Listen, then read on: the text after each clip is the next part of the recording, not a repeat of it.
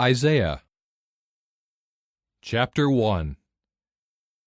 The vision that Isaiah the son of Amoz saw concerning Judah and Jerusalem in the days of Uzziah, Jotham, Ahaz, and Hezekiah, kings of Judah. Hear, O heavens, and pay attention, O earth, for Jehovah has spoken. Sons I have brought up and raised, but they have revolted against me.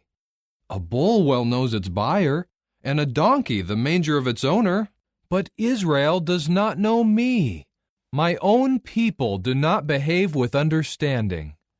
Woe to the sinful nation, the people weighed down with error, a brood of wicked men, corrupt children. They have abandoned Jehovah.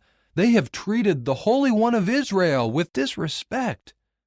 They have turned their backs on him. Where will you be struck next as you add to your rebellion? The whole head is sick, and the whole heart is diseased. From the sole of the foot to the head, nothing is healthy. There are wounds and bruises and open sores. They have not been treated or bound up or softened with oil.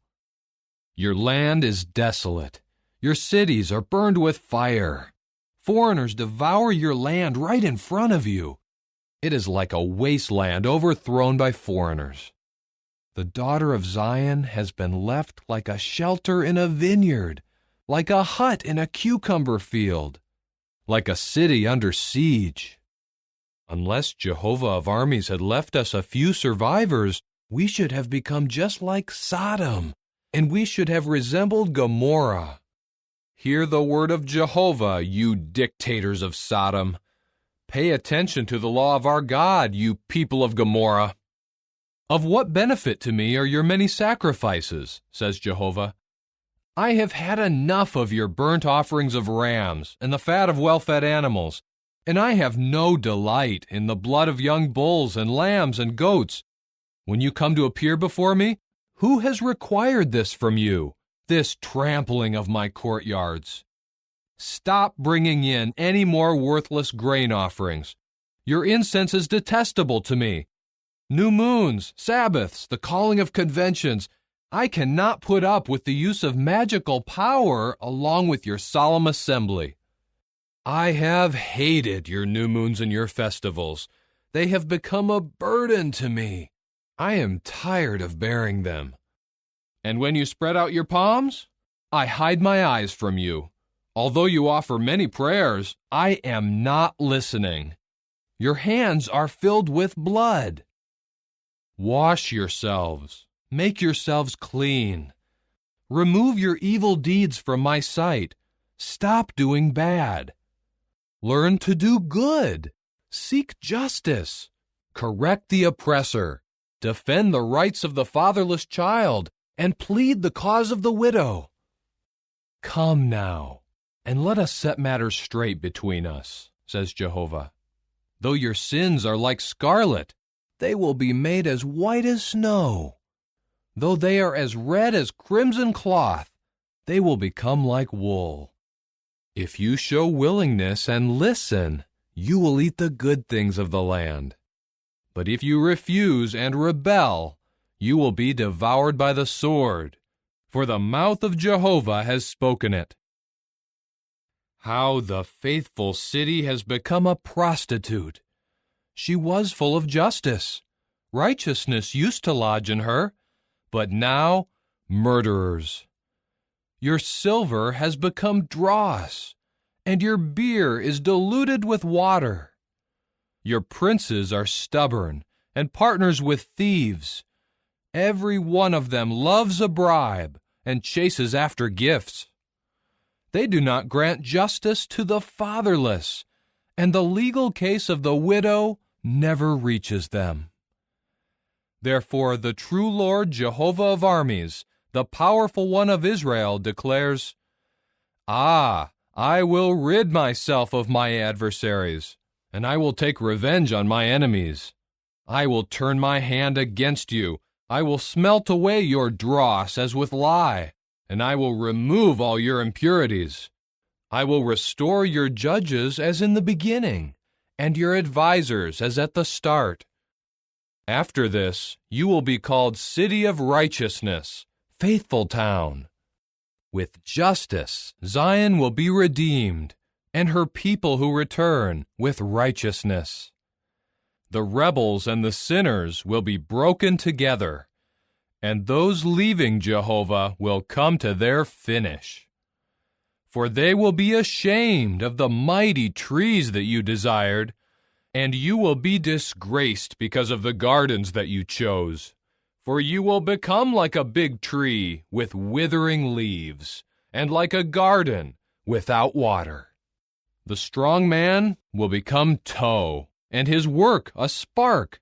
Both of them will go up in flames together, with no one to extinguish them. Chapter 2. This is what Isaiah the son of Amoz saw concerning Judah and Jerusalem. In the final part of the days, the mountain of the house of Jehovah will become firmly established above the top of the mountains, and it will be raised up above the hills, and to it all the nations will stream. And many peoples will go and say, "Come, let us go up to the mountain of Jehovah, to the house of the God of Jacob. He will instruct us about his ways, and we will walk in his paths. For law will go out of Zion, and the word of Jehovah out of Jerusalem. He will render judgment among the nations, and set matters straight respecting many peoples. They will beat their swords into plowshares, and their spears into pruning shears. Nation will not lift up sword against nation, nor will they learn war any more. O house of Jacob, come, let us walk in the light of Jehovah. For you have forsaken your people, the house of Jacob, because they have become full of things from the east. They practice magic like the Philistines, and they abound with the children of foreigners. Their land is filled with silver and gold, and there is no limit to their treasures. Their land is filled with horses, and there is no limit to their chariots. Their land is filled with worthless gods. They bow down to the work of their own hands, to what their own fingers have made. So man bows down, he becomes low, and you cannot possibly pardon them. Enter into the rock, and hide yourself in the dust, because of the terrifying presence of Jehovah and his majestic splendor.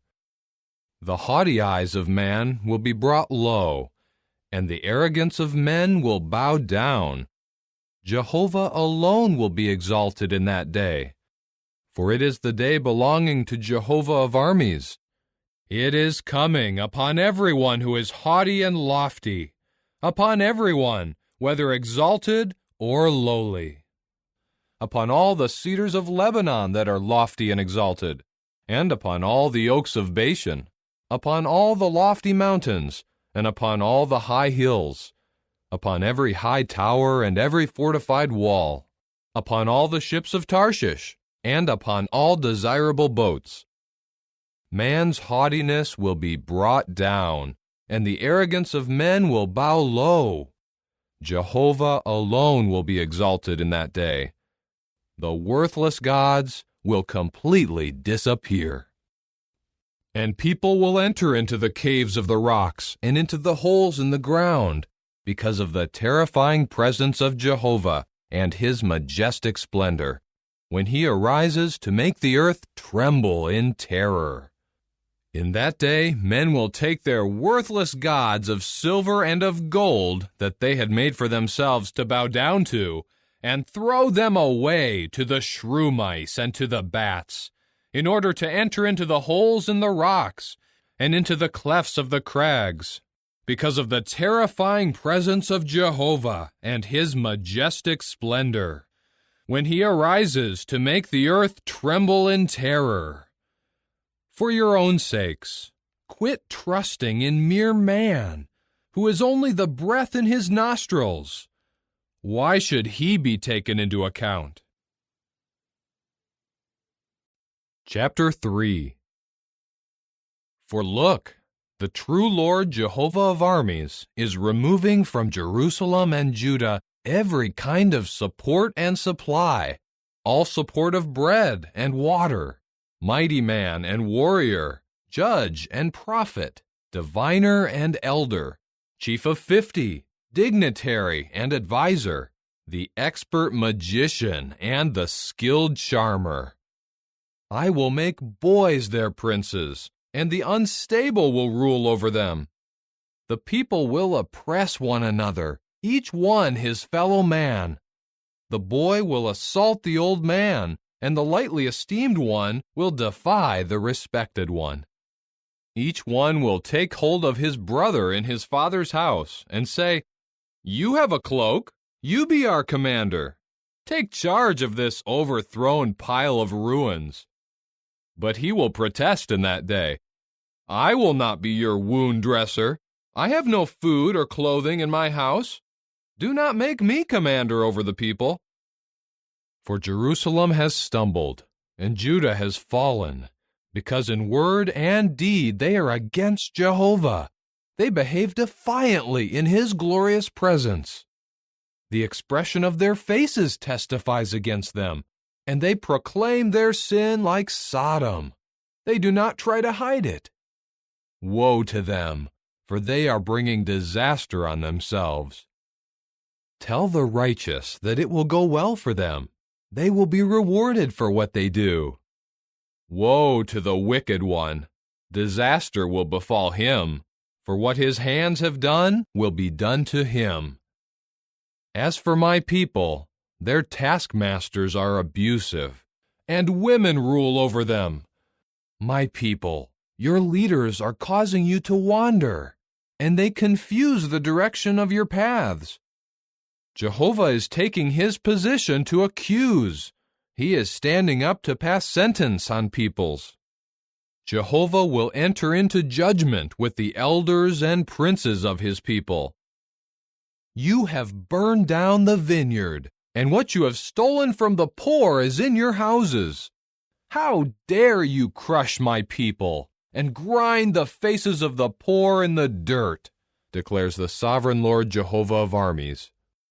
Jehovah says, because the daughters of Zion are haughty, walking with their heads high, flirting with their eyes, skipping along, making a tinkling sound with their anklets.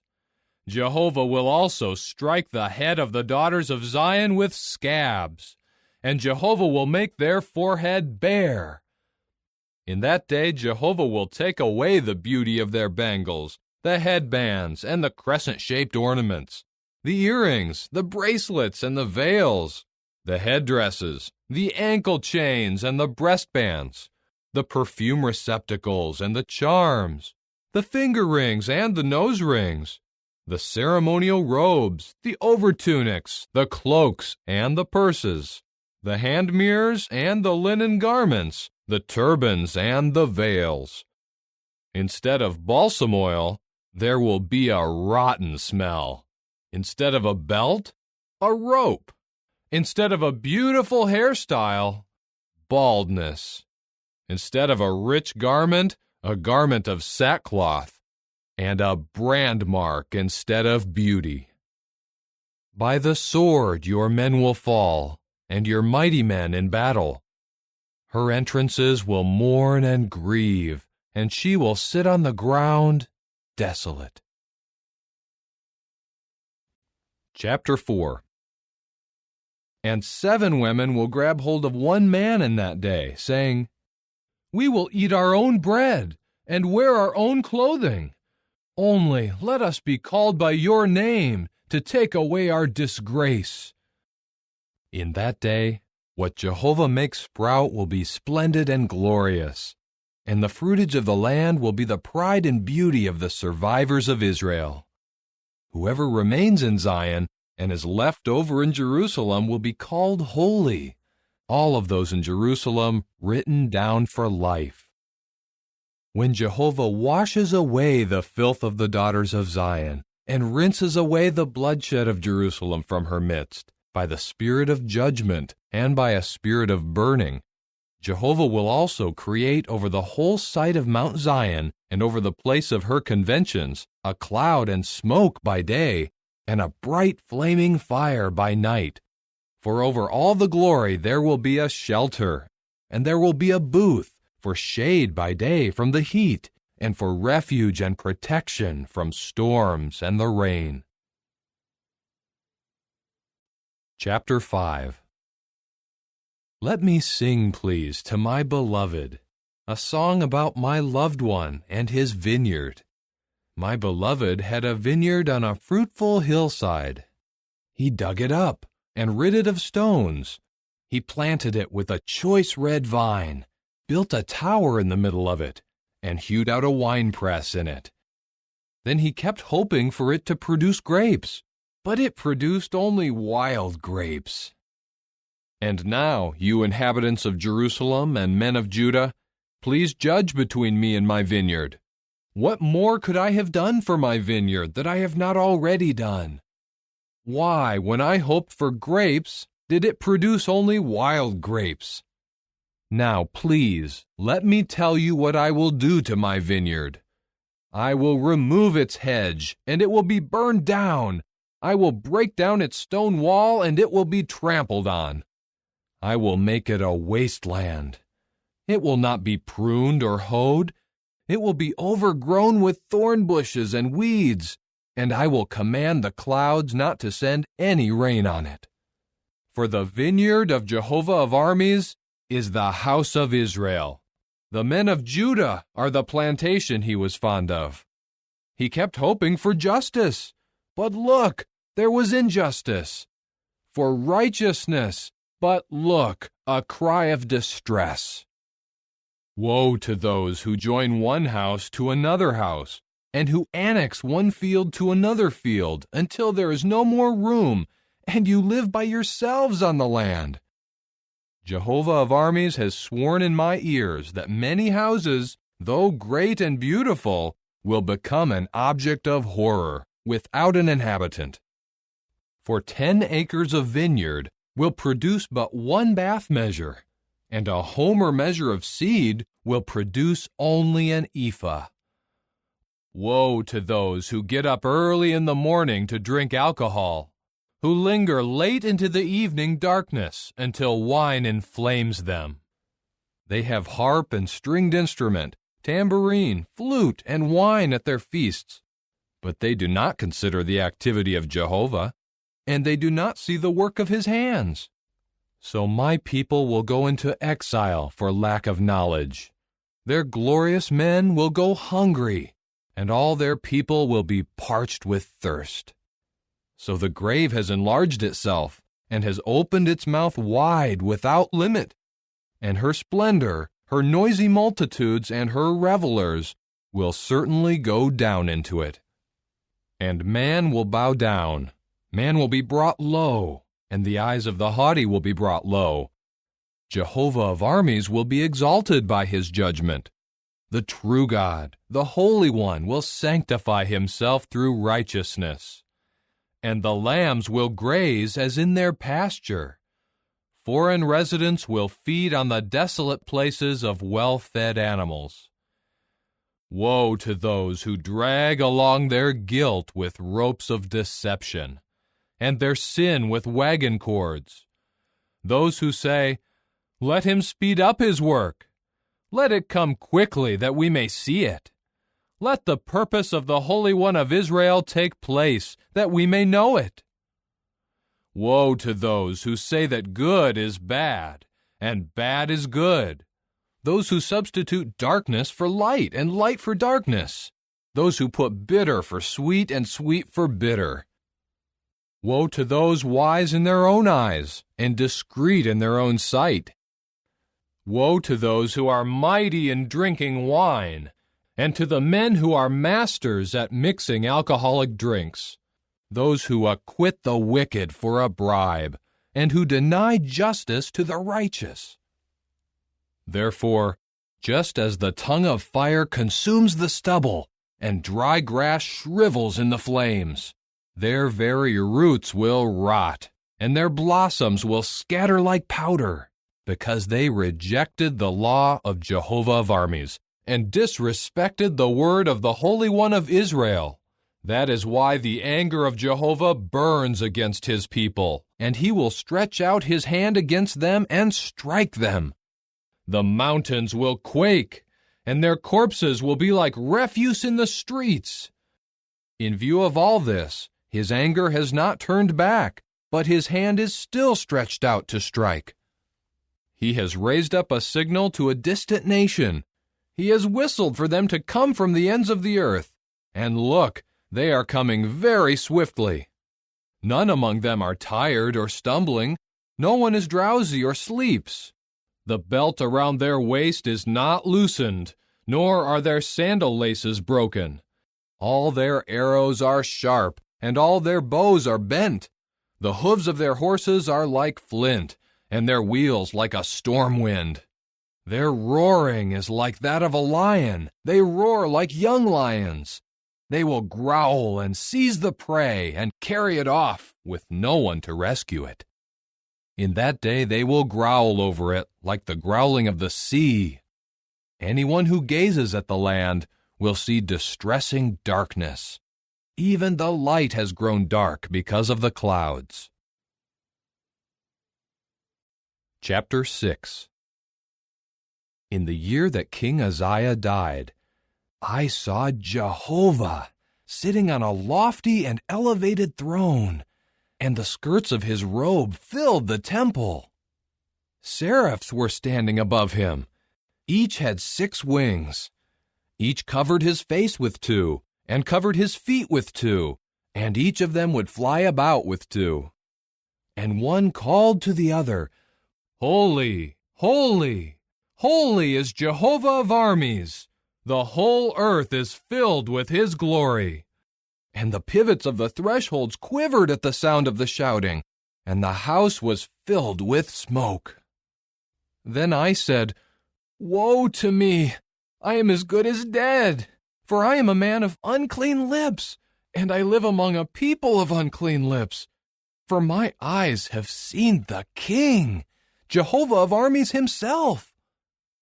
At that, one of the seraphs flew to me, and in his hand was a glowing coal that he had taken with tongs from the altar. He touched my mouth and said, Look, this has touched your lips. Your guilt is removed, and your sin is atoned for. Then I heard the voice of Jehovah saying, Whom shall I send? And who will go for us? And I said, Here I am, send me. And he replied, Go, and say to this people, You will hear again and again, but you will not understand. You will see again and again, but you will not get any knowledge. Make the heart of this people unreceptive. Make their ears unresponsive, and pace their eyes together, so that they may not see with their eyes and hear with their ears, so that their heart may not understand, and they may not turn back and be healed. At this I said, How long, O Jehovah? Then he said, Until the cities crash in ruins without an inhabitant, and the houses are without people, and the land is ruined and desolate. Until Jehovah removes men far away, and the deserted condition of the land becomes very extensive. But there will still be a tenth in it, and it will again be burned, like a big tree and like an oak, which after they are cut down, leave a stump. A holy seed will be its stump. Chapter 7. Now in the days of Ahaz, son of Jotham, son of Uzziah, the king of Judah, King Rezin of Syria, and Pekah, son of Remaliah, the king of Israel, came up to wage war against Jerusalem, but he could not capture it. A report was made to the house of David, Syria has joined forces with Ephraim. And the heart of Ahaz and the heart of his people began to tremble, like the trees of the forest shaking in the wind. Jehovah then said to Isaiah, Go out, please, to meet Ahaz, you and your son, Shear-Jashub, at the end of the conduit of the upper pool by the highway of the laundryman's field. You must say to him, 'Take care to stay calm. Do not be afraid, and do not lose heart because of these two stumps of smoldering logs, because of the hot anger of Rezin and Syria and the son of Remaliah. For Syria, with Ephraim and the son of Remaliah, have plotted harm against you, saying, Let us go up against Judah, and tear it apart, and conquer it for ourselves, and let us appoint the son of Tabiel as its king.' This is what the sovereign Lord Jehovah says. It will not succeed, nor will it take place. For the head of Syria is Damascus, and the head of Damascus is Rezin. Within just 65 years, Ephraim will be completely shattered and cease to be a people. The head of Ephraim is Samaria, and the head of Samaria is the son of Remaliah. Unless you have firm faith, you will not be firmly established." Jehovah continued speaking to Ahaz, "Ask for a sign from Jehovah your God. It may be as deep as the grave or as high as the sky." But Ahaz said, "I will not ask, nor will I put Jehovah to the test." Isaiah then said, "Listen, please, O house of David. Is it not enough that you try the patience of men? Must you also try the patience of God? Therefore, Jehovah himself will give you a sign. Look, the young woman will become pregnant and will give birth to a son, and she will name him Emmanuel. He will eat butter and honey by the time that he knows how to reject the bad and choose the good. For before the boy knows how to reject the bad and choose the good, the land of the two kings whom you dread will be completely abandoned. Jehovah will bring against you and against your people and against the house of your father a time such as has not come since the day Ephraim broke away from Judah, for he will bring the king of Assyria. In that day, Jehovah will whistle for the flies from the distant streams of the Nile of Egypt, and for the bees in the land of Assyria, and they will all come and settle down on the steep valleys, on the rocky clefts, on all the thorn bushes, and on all the watering places. In that day, by means of a hired razor from the region of the river, by means of the king of Assyria, Jehovah will shave the head and the hair of the legs, and it will sweep away the beard as well. In that day, a man will keep alive a young cow of the herd and 2 sheep. And because of the abundance of milk, he will eat butter. For everyone remaining in the land will eat butter and honey. In that day, wherever there used to be 1,000 vines worth 1,000 pieces of silver, there will be only thorn bushes and weeds. Men will go there with bow and arrow, because all the land will become thorn bushes and weeds. And all the mountains that used to be cleared with a hoe, you will not go near for fear of thorn bushes and weeds. They will become a grazing place for bulls and a trampling ground of sheep. Chapter 8. Jehovah said to me, "Take a large tablet, and write on it with an ordinary stylus, Maher-Shalal-Hash-Baz, and let me have it confirmed in writing by faithful witnesses, Uriah the priest, and Zechariah the son of Jeberechiah." Then I had relations with the prophetess, and she became pregnant, and in time gave birth to a son.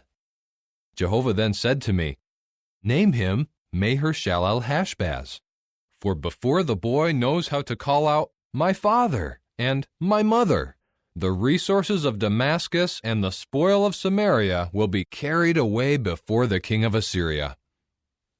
Jehovah spoke to me again, "Because this people has rejected the gently flowing waters of the Shiloah, and they rejoice over Rezin and the son of Remaliah, therefore look, Jehovah will bring against them the mighty and vast waters of the river, the king of Assyria and all his glory. He will come up over all his stream beds and overflow all his banks and sweep through Judah. He will flood and pass through, reaching to the neck. His outspread wings will fill the breadth of your land, O Emmanuel. Cause harm, you peoples, but you will be shattered to pieces. Listen, all you from distant parts of the earth. Prepare for battle, but you will be shattered to pieces. Prepare for battle, but you will be shattered to pieces. Devise a plan, but it will be thwarted. Say what you like, but it will not succeed, for God is with us. With his strong hand on me, this is what Jehovah said to me, to warn me away from following the course of this people. You should not call a conspiracy what this people calls a conspiracy. Do not fear what they fear.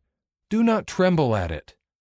Jehovah of armies, he is the one you should regard as holy. He is the one you should fear, and he is the one who should cause you to tremble. He will become as a sanctuary, but as a stone to strike against, and as a rock to stumble over to both houses of Israel, as a trap and a snare to the inhabitants of Jerusalem. Many of them will stumble and fall and be broken. They will be ensnared and caught. Wrap up the written confirmation. Seal up the law among my disciples. I will keep in expectation of Jehovah, who is hiding his face from the house of Jacob, and I will hope in him. Look, I and the children whom Jehovah has given me are as signs and as miracles in Israel from Jehovah of armies who resides on Mount Zion. And if they say to you, inquire of the spirit mediums, or of the fortune-tellers who chirp and mutter, is it not of their God that a people should inquire? Should they inquire of the dead in behalf of the living? Instead, they should inquire of the law and of the written confirmation. When they do not speak according to this word, they have no light. And each one will pass through the land afflicted and hungry. And because he is hungry and indignant, he will curse his king and his God as he looks upward. Then he will look to the earth and see only distress and darkness, obscurity and hard times, gloom and no brightness. Chapter 9. However, the gloom will not be as when the land had distress, as in former times, when the land of Zebulun and the land of Naphtali were treated with contempt. But at a later time, he will cause it to be honored. The way by the sea, in the region of the Jordan, Galilee of the nations. The people who were walking in the darkness have seen a great light. As for those dwelling in the land of deep shadow, light has shone on them. You have made the nation populous. You have made its rejoicing great. They rejoice before you as people rejoice in the harvest time, as those who joyfully divide up the spoil. For you have shattered to pieces the yoke of their load, the rod on their shoulders, the staff of the taskmaster, as in the day of Midian. Every boot that shakes the earth as it marches, and every garment soaked in blood will become fuel for the fire. For a child has been born to us, a son has been given to us, and the rulership will rest on his shoulder. His name will be called Wonderful Counselor, Mighty God, Eternal Father, Prince of Peace. To the increase of his rulership and to peace there will be no end, on the throne of David and on his kingdom, in order to establish it firmly and to sustain it through justice and righteousness, from now on and forever. The zeal of Jehovah of armies will do this. Jehovah sent a word against Jacob, and it has come against Israel. And all the people will know it, Ephraim and the inhabitants of Samaria, who say in their haughtiness and in their insolence of heart, "Bricks have fallen, but we will build with hewn stone. Sycamore trees have been cut down, but we will replace them with cedars." Jehovah will raise up reason's adversaries against him, and will stir his enemies to action. Syria from the east, and the Philistines from the west, they will devour Israel with open mouths. In view of all this, his anger has not turned back, but his hand is still stretched out to strike. For the people have not returned to the one who strikes them. They have not sought Jehovah of armies. Jehovah will cut off from Israel head and tail, shoot and rush in one day. The elder and highly respected one is the head, and the prophet giving false instruction is the tail. Those leading this people are causing them to wander, and those who are being led are confused. That is why Jehovah will not rejoice over their young men, and he will have no mercy on their fatherless children and their widows, because all of them are apostates and evildoers, and every mouth is speaking senselessness. In view of all this, his anger has not turned back, but his hand is still stretched out to strike. For wickedness burns like a fire, consuming thorn bushes and weeds. It will set fire to the thickets of the forest, and they will go up in clouds of smoke. In the fury of Jehovah of armies, the land has been set on fire, and the people will become fuel for the fire.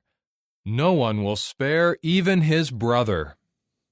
One will cut down on the right, but still be hungry, and one will eat on the left, but will not be satisfied. Each will devour the flesh of his own arm. Manasseh will devour Ephraim, and Ephraim Manasseh. Together they will be against Judah. In view of all this, his anger has not turned back, but his hand is still stretched out to strike. Chapter 10. Woe to those who enact harmful regulations, who constantly draft oppressive decrees, to deny the legal claim of the poor, to deprive the lowly among my people of justice, making widows their spoil, and fatherless children their plunder. What will you do on the day of reckoning, when destruction comes from afar? To whom will you flee for assistance, and where will you leave your wealth? Nothing remains except to crouch among the prisoners, or to fall among the slain. In view of all this, his anger has not turned back, but his hand is still stretched out to strike. Aha! The Assyrian, the rod to express my anger, and the staff in their hand for my denunciation. I will send him against an apostate nation, against the people who infuriated me. I will command him to take much spoil and much plunder, and to trample them like mud in the streets. But he will not be inclined this way, and his heart will not scheme this way, for it is in his heart to annihilate, to cut off many nations, not a few. For he says, "Are not my princes all kings? Is not Calno just like Carchemish? Is not Hamath like Arpad? Is not Samaria like Damascus? My hand has seized the kingdoms of the worthless gods, whose graven images were more than those of Jerusalem and Samaria. Will I not also do to Jerusalem and her idols, just as I have done to Samaria and to her worthless gods?" When Jehovah finishes all his work on Mount Zion and in Jerusalem, he will punish the king of Assyria for his insolent heart and his proud, arrogant gaze. For he says, "I will do this by the strength of my hand, and with my wisdom, for I am wise. I will remove the boundaries of peoples and pillage their treasures, and I will subdue the inhabitants like a mighty one. Like a man reaching into a nest, my hand will seize the resources of the peoples, and like one gathering abandoned eggs, I will gather the whole earth. No one will flutter his wings or open his mouth or chirp. Will the axe exalt itself over the one who chops with it? Will the saw exalt itself over the one who saws with it? Could a staff wave the one who lifts it? Or could a rod lift up the one who is not made of wood? Therefore, the true Lord Jehovah of armies will inflict emaciation on his fat ones, and beneath his glory he will kindle a blazing fire. Israel's light will become a fire, and his Holy One a flame. It will blaze up and consume his weeds and his thorn bushes in one day. He will utterly do away with the glory of his forest and his orchard. It will be as when a sick man wastes away. The rest of the trees of his forest will be so few that a boy could list them. In that day, those remaining of Israel and the survivors of the house of Jacob will no longer support themselves on the one who struck them, but they will support themselves on Jehovah, the Holy One of Israel, with faithfulness.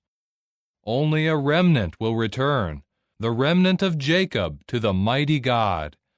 For though your people, O Israel, are as the grains of sand of the sea, only a remnant of them will return. An extermination has been decided on, and justice will engulf them. Yes, the extermination decided on by the sovereign Lord Jehovah of armies will be carried out in the entire land. Therefore, this is what the sovereign Lord Jehovah of armies says. Do not be afraid, my people who are dwelling in Zion, because of the Assyrian, who used to strike you with the rod and to lift up his staff against you, as Egypt did. For in a very little while the denunciation will come to an end. My anger will be directed to their destruction. Jehovah of armies will brandish a whip against him, as when he defeated Midian by the rock Oreb. And his staff will be over the sea, and he will raise it as he did with Egypt. In that day his load will depart from on your shoulder, and his yoke from on your neck, and the yoke will be broken because of the oil. He has come to Aiath. He has passed through Migron. At Michmash he deposits his baggage. They have passed over the ford. They spend the night at Geba. Ramah trembles. Gibeah of Saul has fled. Cry out and scream, O daughter of Gallim. Pay attention, O Laishah. O poor Anathoth. Madmenah has run away. The inhabitants of Gebim have sought shelter. This very day he will halt in Nob. He shakes his fist at the mountain of the daughter of Zion, the hill of Jerusalem. Look, the true Lord Jehovah of armies is chopping off branches with a terrible crash. The tallest trees are being cut down, and the lofty are brought low. He strikes down the thickets of the forest with an iron tool, and Lebanon will fall by a mighty one. Chapter 11. A twig will grow out of the stump of Jesse, and a sprout from his roots will bear fruit. And the Spirit of Jehovah will settle upon him, the Spirit of wisdom and of understanding, the Spirit of counsel and of mightiness, the Spirit of knowledge and of the fear of Jehovah. And he will find delight in the fear of Jehovah. He will not judge by what appears to his eyes, nor reprove simply according to what his ears hear. He will judge the lowly with fairness, and with uprightness he will give reproof in behalf of the meek ones of the earth. He will strike the earth with the rod of his mouth, and put the wicked to death with the breath of his lips. Righteousness will be the belt around his waist, and faithfulness the belt of his hips. The wolf will reside for a while with the lamb, and with the young goat the leopard will lie down. And the calf and the lion and the fattened animal will all be together, and a little boy will lead them. The cow and the bear will feed together, and their young will lie down together. The lion will eat straw like the bull. The nursing child will play over the lair of a cobra, and a weaned child will put his hand over the den of a poisonous snake. They will not cause any harm or any ruin in all my holy mountain, because the earth will certainly be filled with the knowledge of Jehovah as the waters cover the sea. In that day, the root of Jesse will stand up as a signal for the peoples. To him the nations will turn for guidance, and his resting place will become glorious.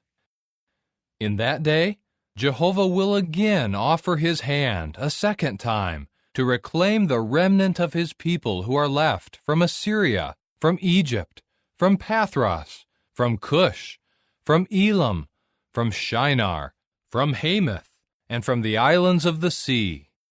He will raise up a signal for the nations, and gather the dispersed ones of Israel, and he will gather together the scattered ones of Judah from the four corners of the earth. The jealousy of Ephraim will be gone, and those who show hostility to Judah will be done away with. Ephraim will not be jealous of Judah, nor will Judah show hostility toward Ephraim. And they will swoop down on the slopes of the Philistines to the west. Together they will plunder the people of the east. They will thrust out their hand against Edom and Moab, and the Ammonites will become their subjects. Jehovah will divide the gulf of the Egyptian sea and wave his hand over the river. With his scorching breath he will strike it in its 7 torrents, and he will cause people to walk across in their sandals.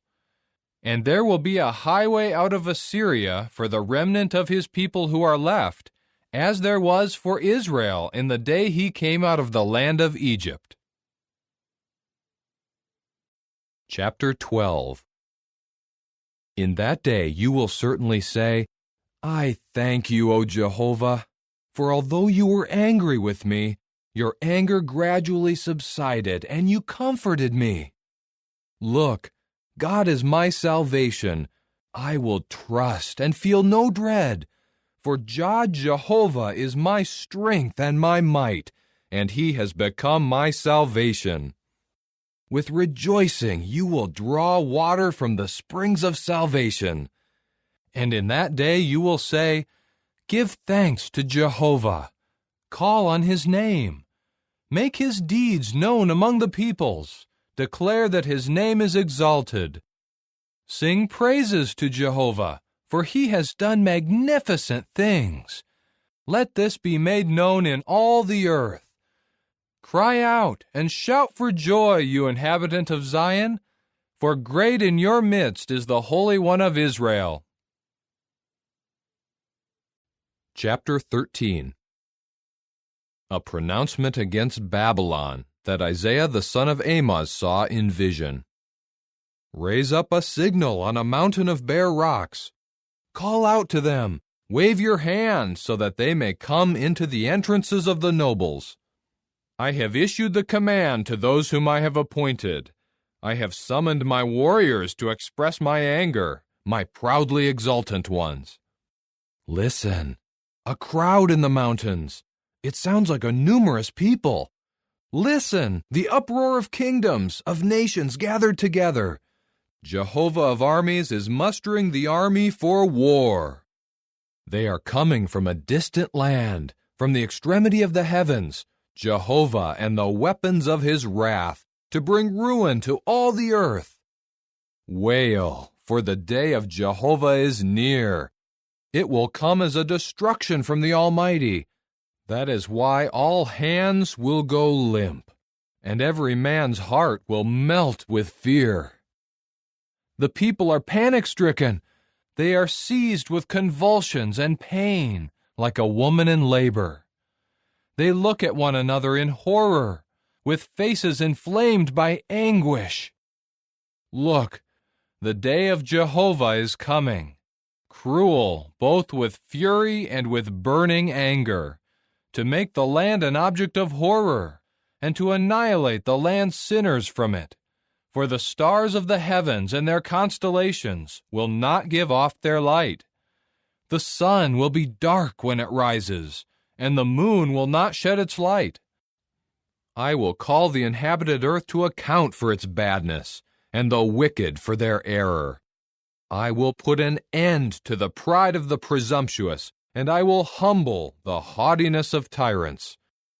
I will make mortal man scarcer than refined gold, and humans scarcer than the gold of Ophir. That is why I will make the heavens tremble, and the earth will be shaken out of its place, at the fury of Jehovah of armies in the day of his burning anger. Like a hunted gazelle, and like a flock with no one to gather them, each will return to his own people, each will flee to his own land. Whoever is found will be pierced through, and whoever is caught will fall by the sword. Their children will be dashed to pieces before their eyes. Their houses will be looted, and their wives will be raped. Here I am raising up against them the Medes, who regard silver as nothing, and who take no delight in gold. Their bows will shatter young men. They will show no pity on the fruit of the womb, nor mercy to children. And Babylon, the most glorious of kingdoms, the beauty and the pride of the Chaldeans, will be like Sodom and Gomorrah when God overthrew them. She will never be inhabited, nor will she be a place to reside in throughout all generations. No Arab will pitch his tent there, and no shepherds will rest their flocks there. The desert creatures will lie down there. Their houses will be filled with eagle owls. The ostriches will reside there, and wild goats will skip about there. Howling creatures will cry out in her towers, and jackals in her luxurious palaces. Her time is near, and her days will not be prolonged.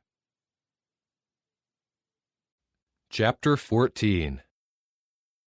For Jehovah will show mercy to Jacob, and he will again choose Israel. He will settle them in their land, and the foreign residents will join them and attach themselves to the house of Jacob. And peoples will take them and bring them to their own place, and the house of Israel will possess them as male and female servants in Jehovah's land.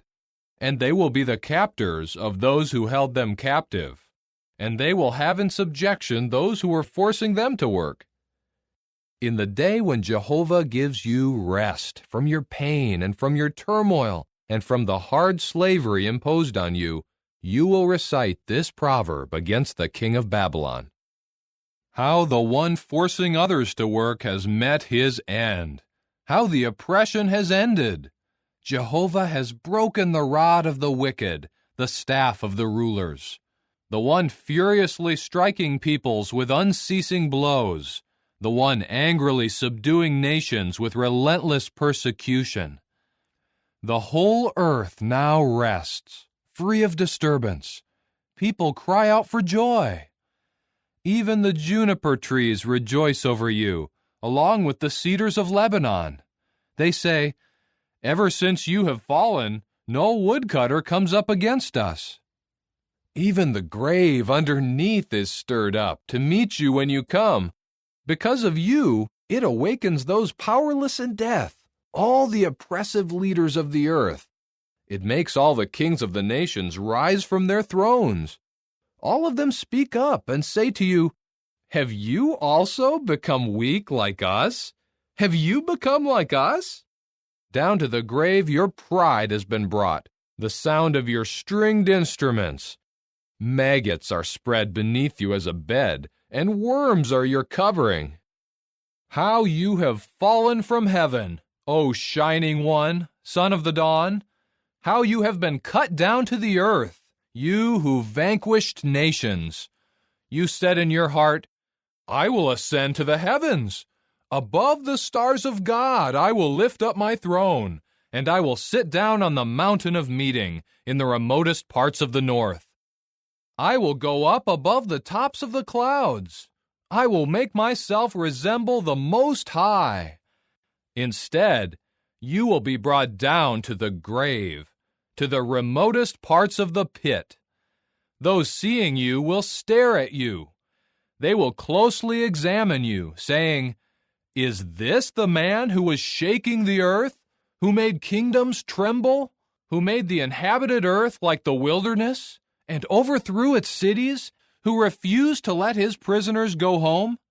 All other kings of the nations, yes, all of them, lie down in glory, each one in his own tomb. But you are discarded without a grave, like a detested sprout, clothed with the slain who were stabbed with the sword, who go down to the stones of a pit, like a carcass trampled underfoot.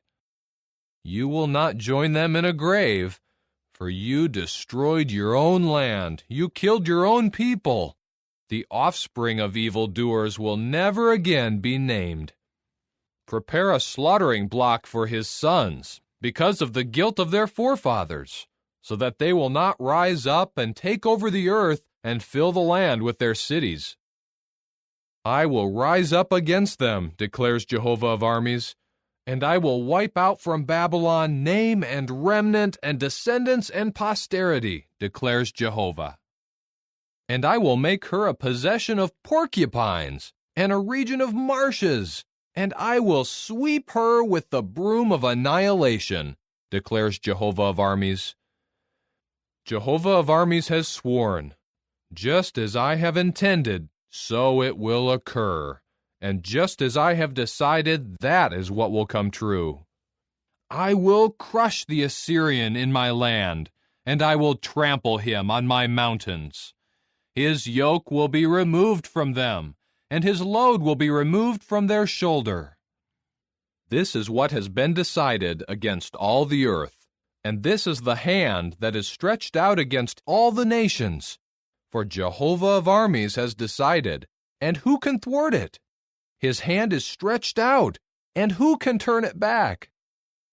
In the year that King Ahaz died, this pronouncement was made.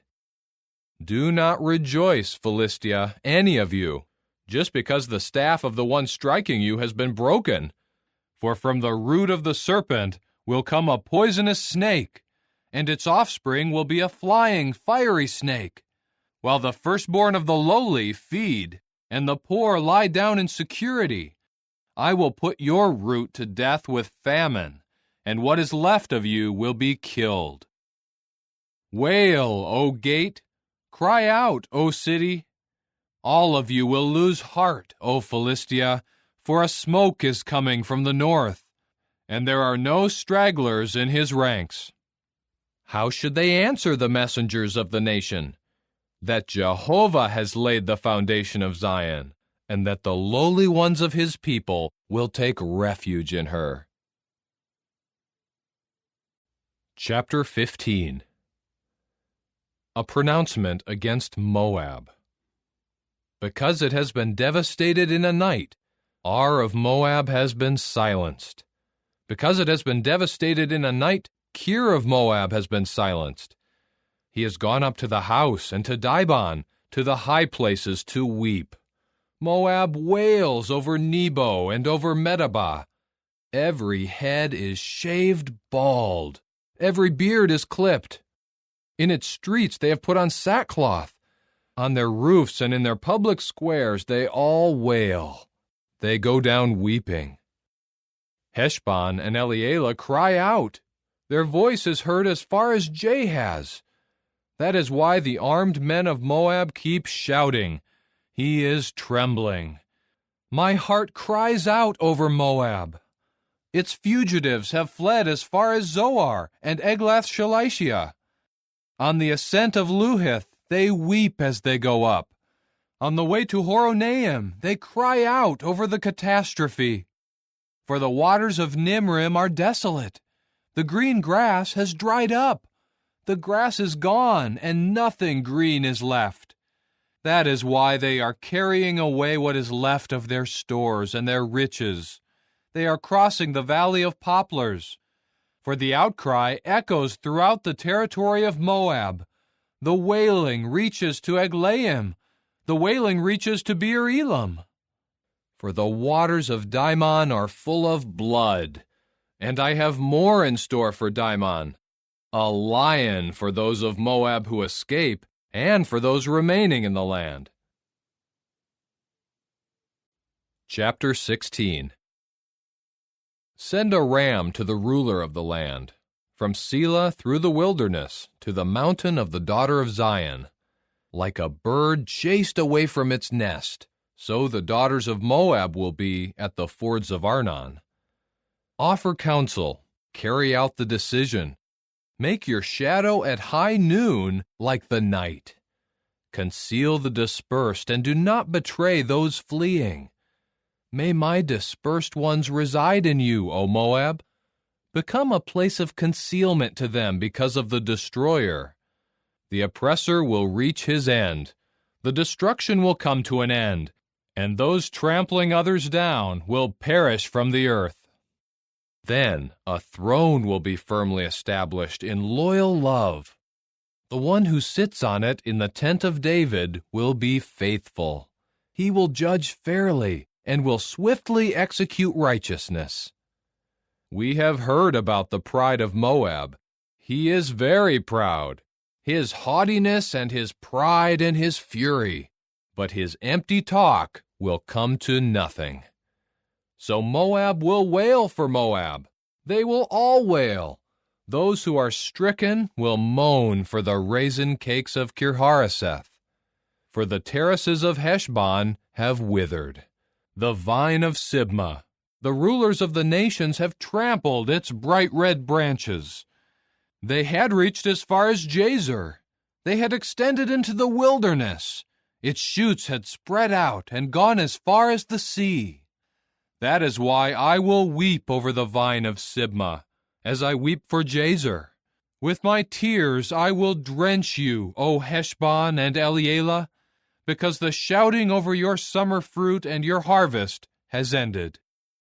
Rejoicing and joyfulness have been taken away from the orchard, and there are no songs of joy or shouting in the vineyards. The treader no longer treads out wine in the presses, for I have caused the shouting to cease. That is why deep within me I am boisterous over Moab, like the strumming of a harp, and my innermost being over Kirhareseth. Even when Moab wears himself out on the high place and goes to pray in his sanctuary, he will accomplish nothing. This is the word that Jehovah previously spoke concerning Moab. And now Jehovah says, within 3 years, like the years of a hired worker, the glory of Moab will be disgraced with much tumult of every sort, and those who remain will be very few and insignificant. Chapter 17. A pronouncement against Damascus. Look, Damascus will cease to be a city, and it will become a heap of ruins. The cities of Aroer will be abandoned. They will become places for flocks to lie down, with no one to make them afraid. Fortified cities will disappear from Ephraim, and the kingdom from Damascus. And those remaining of Syria will be like the glory of the Israelites, declares Jehovah of armies. In that day the glory of Jacob will diminish, and his healthy body will grow thin. It will be as when the harvester is gathering the standing grain, and his arm harvests the ears of grain, like when one gleans grain in the valley of Rephaim. Only gleanings will be left, as when an olive tree is beaten. Only 2 or 3 ripe olives remain on the highest branch, only 4 or 5 on its fruit-bearing branches, declares Jehovah, the God of Israel. In that day, man will look up to his Maker, and his eyes will gaze at the Holy One of Israel. He will not look to the altars, the work of his hands, and he will not gaze at what his fingers have made, either the sacred poles or the incense stands. In that day, his fortress cities will become like an abandoned site in the woodland. Like a branch that was abandoned before the Israelites, it will become a wasteland. For you have forgotten the God of your salvation. You have failed to remember the rock of your fortress. That is why you plant beautiful plantations and set it with the shoot of a stranger. In the day you carefully fence in your plantation. In the morning you make your seed sprout. But the harvest will vanish in the day of disease and incurable pain. Listen, there is a commotion of many peoples who are as boisterous as the seas. There is an uproar of nations whose sound is like the roar of mighty waters. The nations will make a sound like the roar of many waters. He will rebuke them, and they will flee far away. Chased like the chaff of the mountains before a wind, like a whirling thistle before a storm wind. In the evening there is terror. Before morning they are no more. This is the share of those pillaging us, and the lot of those plundering us. Chapter 18. Woe to the land of whirring insect wings, in the region of the rivers of Ethiopia. It sends envoys by sea, across the waters in papyrus vessels, saying, Go, you swift messengers, to a tall and smooth-skinned nation, to a people feared everywhere, to a strong, conquering nation, whose land is washed away by rivers. All you inhabitants of the land and you residents of the earth, what you see will be like a signal raised on the mountains, and you will hear a sound like the blowing of a horn. For this is what Jehovah said to me, I will remain undisturbed and look on my established place, like the shimmering heat along with the sunlight, like the cloud of dew in the heat of harvest. For before the harvest, when the blossom is finished, and the bloom becomes a ripening grape, the shoots will be cut off with pruning shears, and the tendrils will be lopped off and removed. They will all be left for the birds of prey of the mountains, and for the beasts of the earth. The birds of prey will spend the summer on them, and all the beasts of the earth will spend the harvest time on them. At that time a gift will be brought to Jehovah of armies, from a tall and smooth-skinned nation, from a people feared everywhere, from a strong, conquering nation, whose land is washed away by rivers, to the place that bears the name of Jehovah of armies, Mount Zion. Chapter 19. A pronouncement against Egypt. Look, Jehovah is riding on a swift cloud and is coming into Egypt. The worthless gods of Egypt will tremble before him, and the heart of Egypt will melt within it. I will incite Egyptians against Egyptians, and they will fight one another, each against his brother and his neighbor, city against city, kingdom against kingdom. And the spirit of Egypt will become bewildered within it, and I will confuse its plans. They will resort to the worthless gods, to the charmers, and to the spirit mediums, and to the fortune tellers. I will hand Egypt over to a hard master, and a harsh king will rule over them, declares the true Lord Jehovah of armies. The water of the sea will be dried up, and the river will become parched and run dry, and the rivers will stink. The Nile canals of Egypt will become low and parched. The reeds and the rushes will decay. The plants along the Nile River, at the mouth of the Nile, and all the land sown with seed along the Nile will dry up. It will be blown away, and it will be no more. And the fishermen will mourn. Those casting fish hooks into the Nile will lament, and those who spread their nets on the water will dwindle. Those who work in combed flax, and those making white fabric on the loom will be put to shame. Her weavers will be crushed. All the hired workers will grieve. The princes of Zoan are foolish. The wisest advisers of Pharaoh give unreasonable advice. How can you say to Pharaoh, I am a descendant of wise ones, a descendant of ancient kings. Where then are your wise men? Let them tell you, if they know what Jehovah of armies has decided concerning Egypt. The princes of Zoan have acted foolishly. The princes of Noph have been deceived. The chiefs of her tribes have led Egypt astray. Jehovah has poured out on her a spirit of confusion, and they have led Egypt astray in whatever she does, like a drunk staggering in his vomit.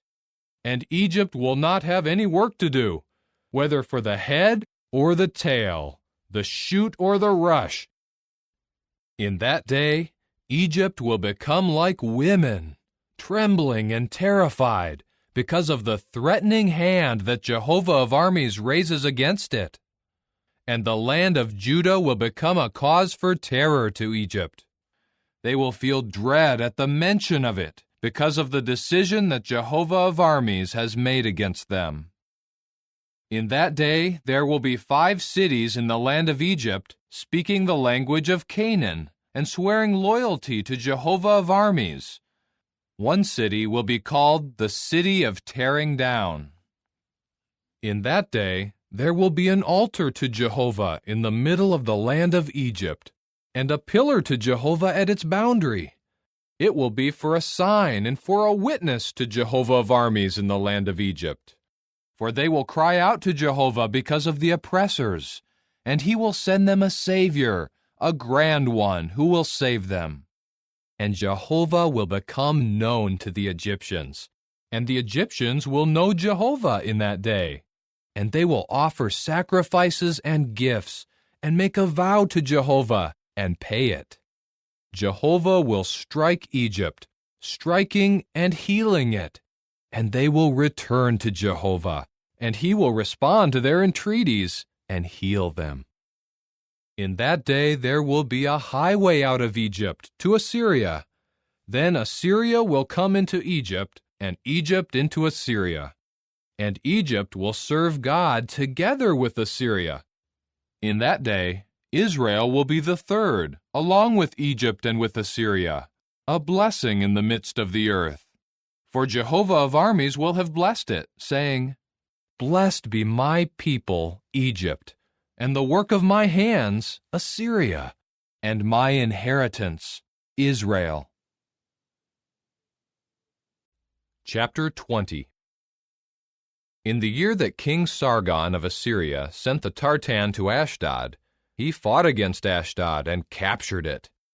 At that time Jehovah spoke through Isaiah the son of Amoz, saying, Go, remove the sackcloth from your hips, and take your sandals off your feet. And he did so, walking about naked and barefoot. Jehovah then said, Just as my servant Isaiah has walked about naked and barefoot for 3 years, as a sign and a portent against Egypt and Ethiopia, so the king of Assyria will lead the captives of Egypt and the exiles of Ethiopia, boys and old men, naked and barefoot, and with exposed buttocks, the nakedness of Egypt. And they will be terrified, and will be ashamed of Ethiopia, their hope, and of Egypt, their pride. The inhabitants of this coastland will say in that day, Look at what happened to our hope, to which we fled for help and rescue from the king of Assyria. How will we escape now? Chapter 21. A pronouncement against the wilderness of the sea. It is coming, like storm winds that sweep through in the south, from the wilderness, from a fearsome land. A harsh vision has been told to me. The treacherous one is acting treacherously, and the destroyer is destroying. Go up, O Elam! Lay siege, O Media! I will put an end to all the sighing she caused. That is why I am in great anguish. Convulsions have seized me, like those of a woman giving birth. I am too distressed to hear. I am too disturbed to see. My heart falters. I shudder in terror. The twilight I longed for makes me tremble. Set the table and arrange the seats. Eat and drink. Get up, you princes, anoint the shield. For this is what Jehovah said to me. Go, post a lookout, and have him report what he sees. And he saw a war chariot with a team of horses, a war chariot of donkeys, a war chariot of camels. He watched carefully, with great attentiveness. Then he called out like a lion. Upon the watchtower, O Jehovah, I am standing constantly by day, and I am stationed at my guard post every night. Look at what is coming. Men in a war chariot with a team of horses. Then he spoke up and said, She has fallen. Babylon has fallen. All the graven images of her gods he has shattered to the ground. O my people who have been threshed, the product of my threshing floor, I have reported to you what I have heard from Jehovah of armies, the God of Israel. A pronouncement against Duma. Someone is calling out to me from Seir. Watchman, what of the night? Watchman, what of the night? The watchman said, The morning is coming, and also the night. If you would inquire, inquire. Come again. A pronouncement against the desert plain. In the forest in the desert plain you will spend the night, O caravans of Dedan. Bring water to meet the thirsty one, you inhabitants of the land of Tema, and bring bread for the one fleeing, for they have fled from the swords, from the drawn sword, from the bent bow, and from the cruelty of the war. For this is what Jehovah said to me. Within 1 year, like the years of a hired worker, all the glory of Kedar will come to an end. The remaining bowmen of the warriors of Kedar will be few, for Jehovah the God of Israel has spoken. Chapter 22. A pronouncement about the Valley of Vision. What is the matter with you, that you have all gone up to the roofs? You were full of turmoil, a boisterous city, an exultant town. Your slain were not slain with the sword, nor did they die in battle. All your dictators have fled together. They were taken prisoner without need of a bow. All who were found were taken prisoner, even though they had fled far away. That is why I said, Turn your eyes away from me, and I will weep bitterly. Do not insist on comforting me over the destruction of the daughter of my people. For it is a day of confusion, and of defeat, and of panic from the sovereign Lord Jehovah of armies in the Valley of Vision. There is a demolishing of the wall, and a cry to the mountain. Elam picks up the quiver with manned chariots and horses, and Kir uncovers the shield. Your choicest valleys will become full of war chariots, and the horses will take their positions at the gate, and the screen of Judah will be removed. In that day you will look toward the armory of the house of the forest, and you will see the many breaches of the city of David, and you will collect the waters of the lower pool. You will count the houses of Jerusalem, and you will pull down the houses to reinforce the wall. And you will make a basin between the two walls for the water of the old pool. But you will not look to its grand maker, and you will not see the one who formed it long ago. In that day the sovereign Lord Jehovah of armies will call for weeping and mourning, for shaved heads and the wearing of sackcloth. But instead, there is celebration and rejoicing, the killing of cattle and the slaughtering of sheep, the eating of meat and the drinking of wine. Let us eat and drink, for tomorrow we will die.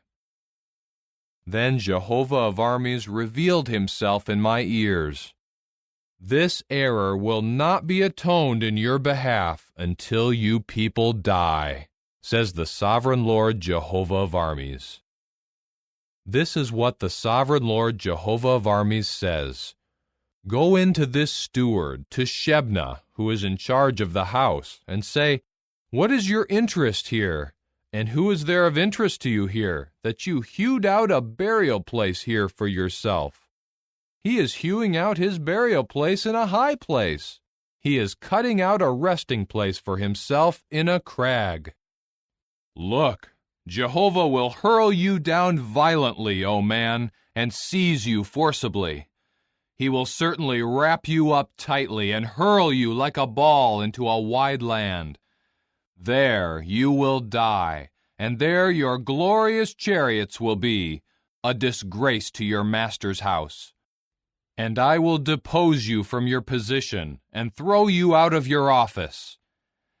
In that day I will call my servant Eliakim, the son of Hilkiah, and I will clothe him with your robe, and firmly bind your sash around him, and I will give your authority into his hand. And he will be a father to the inhabitants of Jerusalem and to the house of Judah. And I will put the key of the house of David on his shoulder. He will open, and no one will shut, and he will shut, and no one will open. I will drive him in as a peg in a lasting place, and he will become as a throne of glory to the house of his father. And they will hang on him all the glory of the house of his father, the descendants and the offspring, all the small vessels, the bowl-shaped vessels, as well as all the large jars. In that day, declares Jehovah of armies, the peg that is driven in a lasting place will be removed, and it will be cut down and fall, and the load that it supported will fall to ruin. For Jehovah himself has spoken. Chapter 23. A pronouncement about Tyre.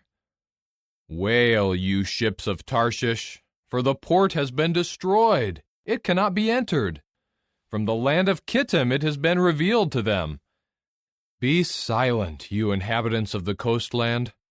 The merchants from Sidon who crossed the sea have filled you.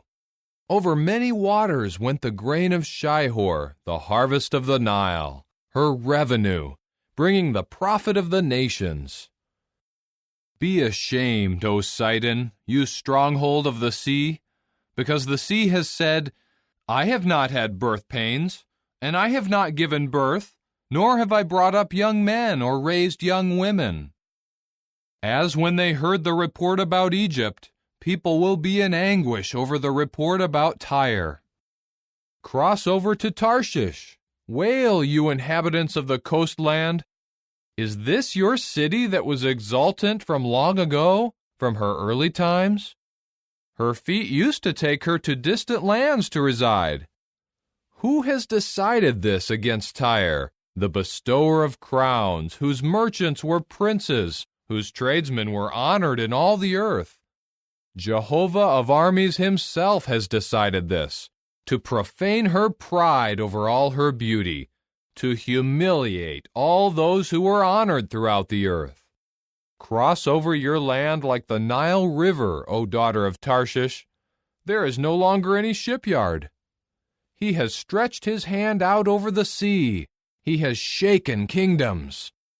Jehovah has ordered the annihilation of Phoenicia's strongholds. And he says, You will exult no more. O oppressed one, the virgin daughter of Sidon, get up, cross over to Kittim. Even there you will find no rest. Look, the land of the Chaldeans. This is the people. Assyria was not the one. They made her a place for those haunting the desert. They have erected their siege towers. They have stripped bare her fortified towers, reducing her to a crumbling ruin. Wail, you ships of Tarshish, for your stronghold has been destroyed. In that day Tyre will be forgotten for 70 years, the same as the lifetime of one king. At the end of 70 years, it will happen to Tyre as in the song of a prostitute. Take a harp. Go around the city, O forgotten prostitute. Play your harp skillfully, Sing many songs, so that they will remember you. At the end of 70 years, Jehovah will turn his attention to Tyre, and she will return to her hire and prostitute herself with all the world's kingdoms on the face of the earth. But her profit and her hire will become something holy to Jehovah. It will not be stored or laid away, because her hire will be for those dwelling before Jehovah, so that they may eat to satisfaction and wear elegant clothing. Chapter 24. Look, Jehovah is emptying the land and making it desolate. He turns it upside down and scatters its inhabitants. It will be the same for everyone, the people as well as the priest, the servant and his master, the servant and her mistress, the buyer and the seller, the lender and the borrower, the creditor and the debtor. The land will be completely emptied. It will be completely plundered, for Jehovah has spoken this word. The land mourns. It is wasting away. The productive land withers. It is fading away. The prominent people of the land wither. The land has been polluted by its inhabitants, for they have bypassed the laws, changed the regulation, and broken the lasting covenant. That is why the curse devours the land, and those inhabiting it are held guilty. That is why the inhabitants of the land have dwindled, and very few men are left. The new wine mourns, the vine withers, and all those cheerful at heart are sighing. The joy of the tambourines has ceased. The noise of the revelers has ended. The happy sound of the harp has ceased. They drink wine without song, and alcohol tastes bitter to those drinking it. The deserted town is broken down. Every house is shut up so that no one can enter. They cry out for wine in the streets. All rejoicing has disappeared. The joy of the land has gone. The city is left in ruins. The gate has been crushed to a heap of rubble. For this is how it will be in the land among the peoples, as when an olive tree is beaten, like the gleaning when the grape harvest comes to an end. They will raise their voice. They will shout joyfully. From the sea they will proclaim the majesty of Jehovah. That is why they will glorify Jehovah in the region of light. In the islands of the sea they will glorify the name of Jehovah, the God of Israel. From the ends of the earth we hear songs, "Glory to the Righteous One." But I say, I am wasting away. I am wasting away. Woe to me! The treacherous have acted treacherously. With treachery the treacherous have acted treacherously. Terror and pits and traps await you, inhabitant of the land. Anyone fleeing from the sound of terror will fall into the pit, and anyone coming up from the pit will be caught in the trap. For the floodgates above will be opened, and the foundations of the land will quake. The land has burst apart. The land has been shaken up. The land convulses violently. The land staggers like a drunken man, and it sways back and forth like a hut in the wind. Its transgression weighs heavily on it, and it will fall, so that it will not rise up again. In that day Jehovah will turn his attention to the army of the heights above, and to the kings of the earth upon the earth. And they will be gathered together like prisoners gathered into a pit, and they will be shut up in the dungeon. After many days, they will be given attention. The full moon will be abashed, and the shining sun will be ashamed. For Jehovah of armies has become king in Mount Zion and in Jerusalem, glorious before the elders of his people. Chapter 25. O Jehovah, you are my God. I exalt you, I praise your name, for you have done wonderful things, things purposed from ancient times, in faithfulness, in trustworthiness. For you have turned a city into a pile of stones, a fortified town into a crumbling ruin. The foreigner's tower is a city no more. It will never be rebuilt. That is why a strong people will glorify you. The city of tyrannical nations will fear you. For you have become a stronghold to the lowly, a stronghold to the poor in his distress, a refuge from the rainstorm, and a shade from the heat. When the blast of the tyrants is like a rainstorm against a wall, as the heat in a parched land, you subdue the uproar of strangers. Like heat that is subdued by the shadow of a cloud, so the song of the tyrants is silenced. In this mountain, Jehovah of armies will make for all the peoples a banquet of rich dishes, a banquet of fine wine, of rich dishes filled with marrow, of fine filtered wine. In this mountain, he will do away with the shroud that is enveloping all the peoples, and the covering that is woven over all the nations. He will swallow up death forever, and the sovereign Lord Jehovah will wipe away the tears from all faces. The reproach of his people he will take away from all the earth, for Jehovah himself has spoken it. In that day they will say, "Look, this is our God. We have hoped in him, and he will save us. This is Jehovah. We have hoped in him. Let us be joyful and rejoice in the salvation by him." For the hand of Jehovah will rest on this mountain, and Moab will be trampled on in its place, like straw trampled into a pile of manure. He will slap out his hands into it, like a swimmer slapping out his hands to swim, and he will bring down its haughtiness with the skillful movements of his hands. And the fortified city, with your high walls of security, he will bring down. He will knock it down to the ground, to the very dust. Chapter 26. In that day, this song will be sung in the land of Judah. We have a strong city. He makes salvation its walls and its ramparts. Open up the gates, so that the righteous nation may enter, a nation that is keeping faithful conduct. You will safeguard those who fully lean on you. You will give them continuous peace, because it is in you that they trust. Trust in Jehovah forever, for Jah Jehovah is the eternal rock. For he has brought low those inhabiting the height, the lofty city. He brings it down. He brings it down to the earth.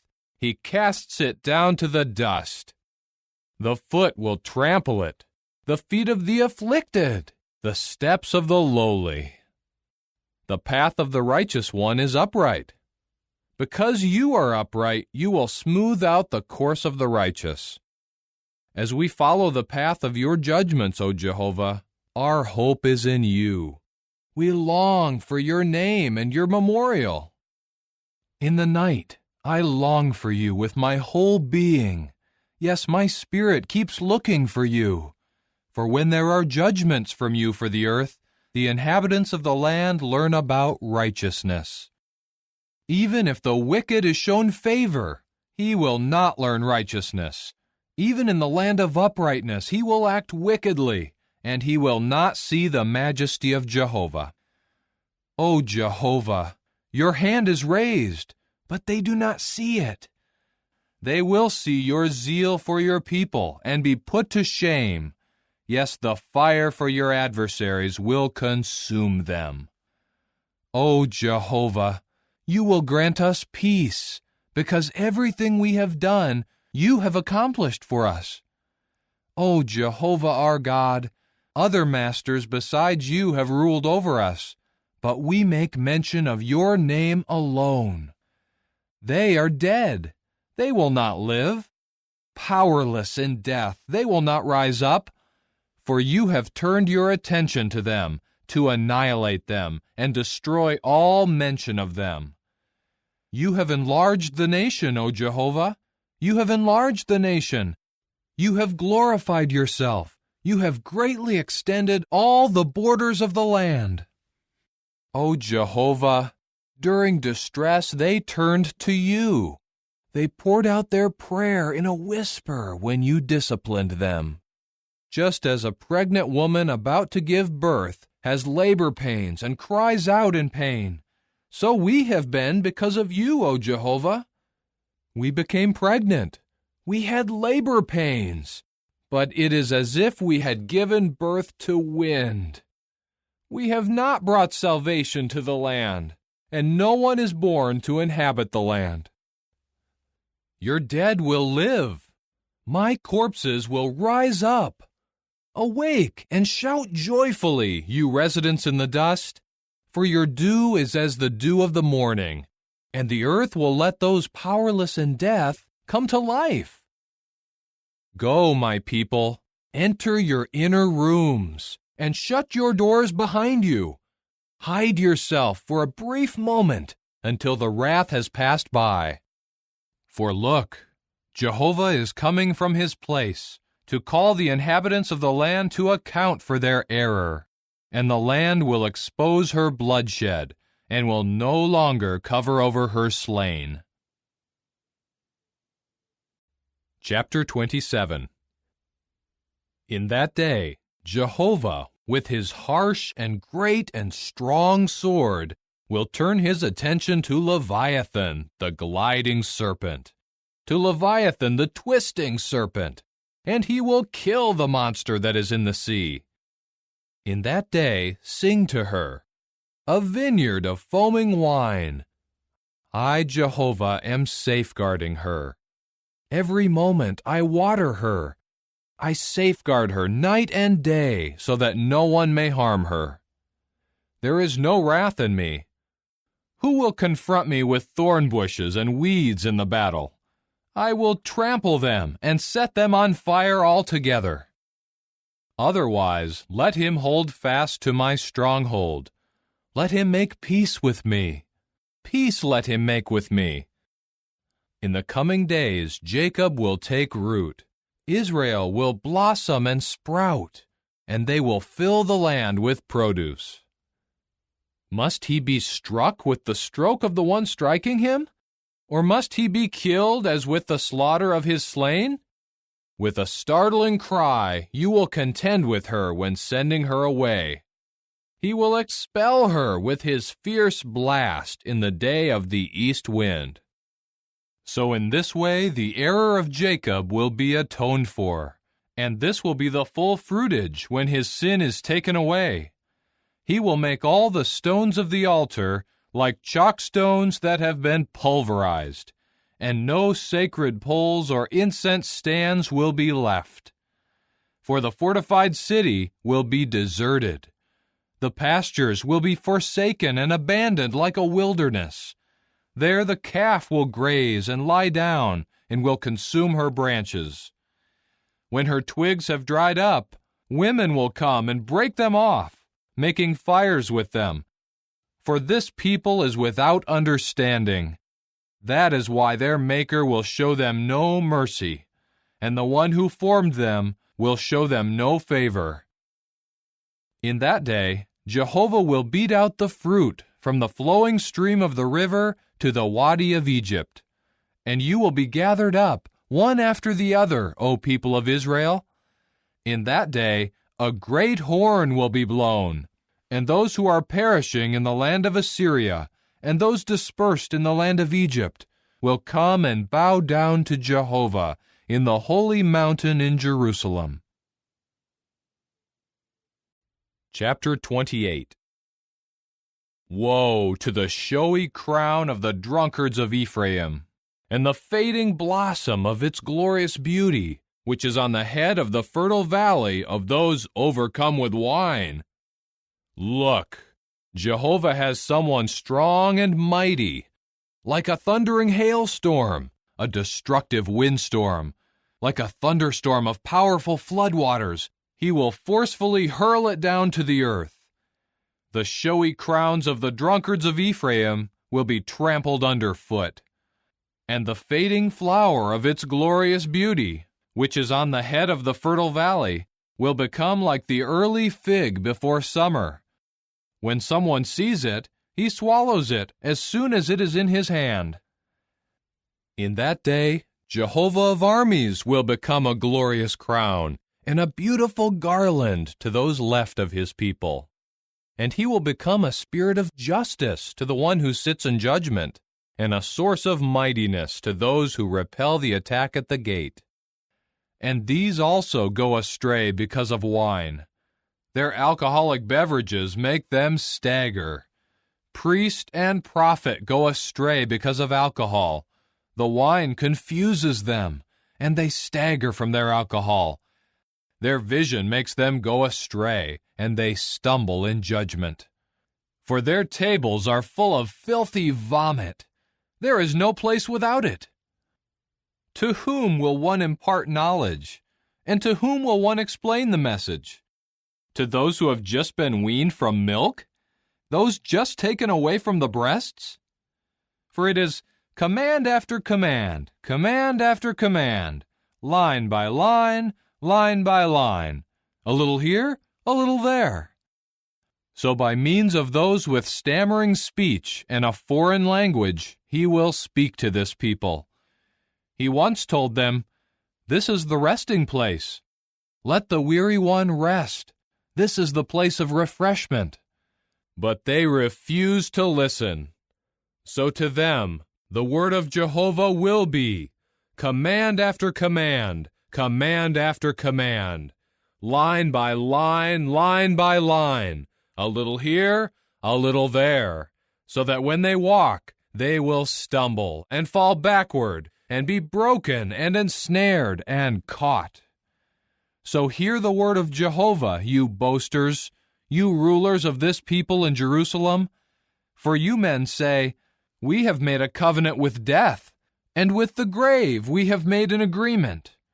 When the raging flash flood passes through, it will not reach us, for we have made a lie our refuge, and we have hidden ourselves in falsehood."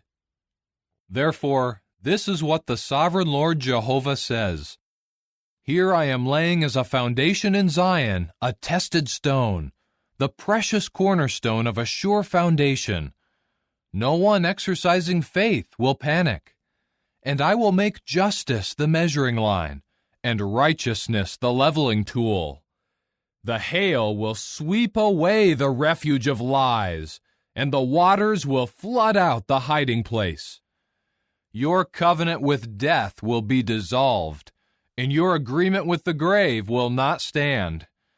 When the raging flash flood passes through, you will be crushed by it. As often as it passes through, it will sweep you away, for it will pass through morning after morning, during the day and during the night. Only terror will make them understand what was heard. For the bed is too short to stretch out on, and the woven sheet is too narrow to wrap up in. For Jehovah will rise up as at Mount Perazim. He will rouse himself as in the valley near Gibeon, that he may do his deed, his strange deed, and that he may carry out his work, his unusual work. Now do not scoff, so that your bonds may not be further tightened. For I have heard from the sovereign Lord Jehovah of armies that an extermination has been determined for all the land. Give ear and listen to my voice. Pay attention and listen to what I say. Does the plower keep plowing all day before he sows seed? Does he continually break up and harrow his ground? When he has smoothed out its surface, does he not then scatter black cumin and sow cumin? And does he not plant wheat, millet, and barley in their places, and spelt around the edges? For he teaches him the right way. His God instructs him. For black cumin is not crushed with a threshing sledge, and a wagon wheel is not driven over cumin. Rather, black cumin is beaten out with a rod, and cumin with a staff. Does a person crush grain for bread? No, he does not thresh it incessantly. And when he drives the roller of his wagon over it with his horses, he does not crush it. This also comes from Jehovah of armies, whose counsel is wonderful, and whose achievements are great. Chapter 29. Woe to Ariel, Ariel, the city where David encamped! Continue year after year. Let the cycle of festivals continue. But I will bring distress on Ariel, and there will be mourning and lamentation, and she will become to me like an altar hearth of God. I will encamp on all sides against you, and I will besiege you with a palisade, and raise up siege works against you. You will be brought low. From the ground you will speak, and what you say will be muffled by dust. Your voice will come from the ground, like the voice of a spirit medium, and your words will chirp from the dust. The crowd of your enemies will be like fine powder, the crowd of the tyrants just like the blowing chaff, and it will happen in an instant, suddenly. Jehovah of armies will give you his attention, with thunder and earthquake and a great noise, with storm wind and tempest and the flames of a consuming fire. Then the crowd of all the nations waging war against Ariel, all those waging war against her, the siege towers against her, and those bringing distress on her, will become like a dream, a vision of the night. Yes, it will be just as when someone hungry dreams that he is eating, but he wakes up hungry. And as when someone thirsty dreams that he is drinking, but he wakes up tired and thirsty.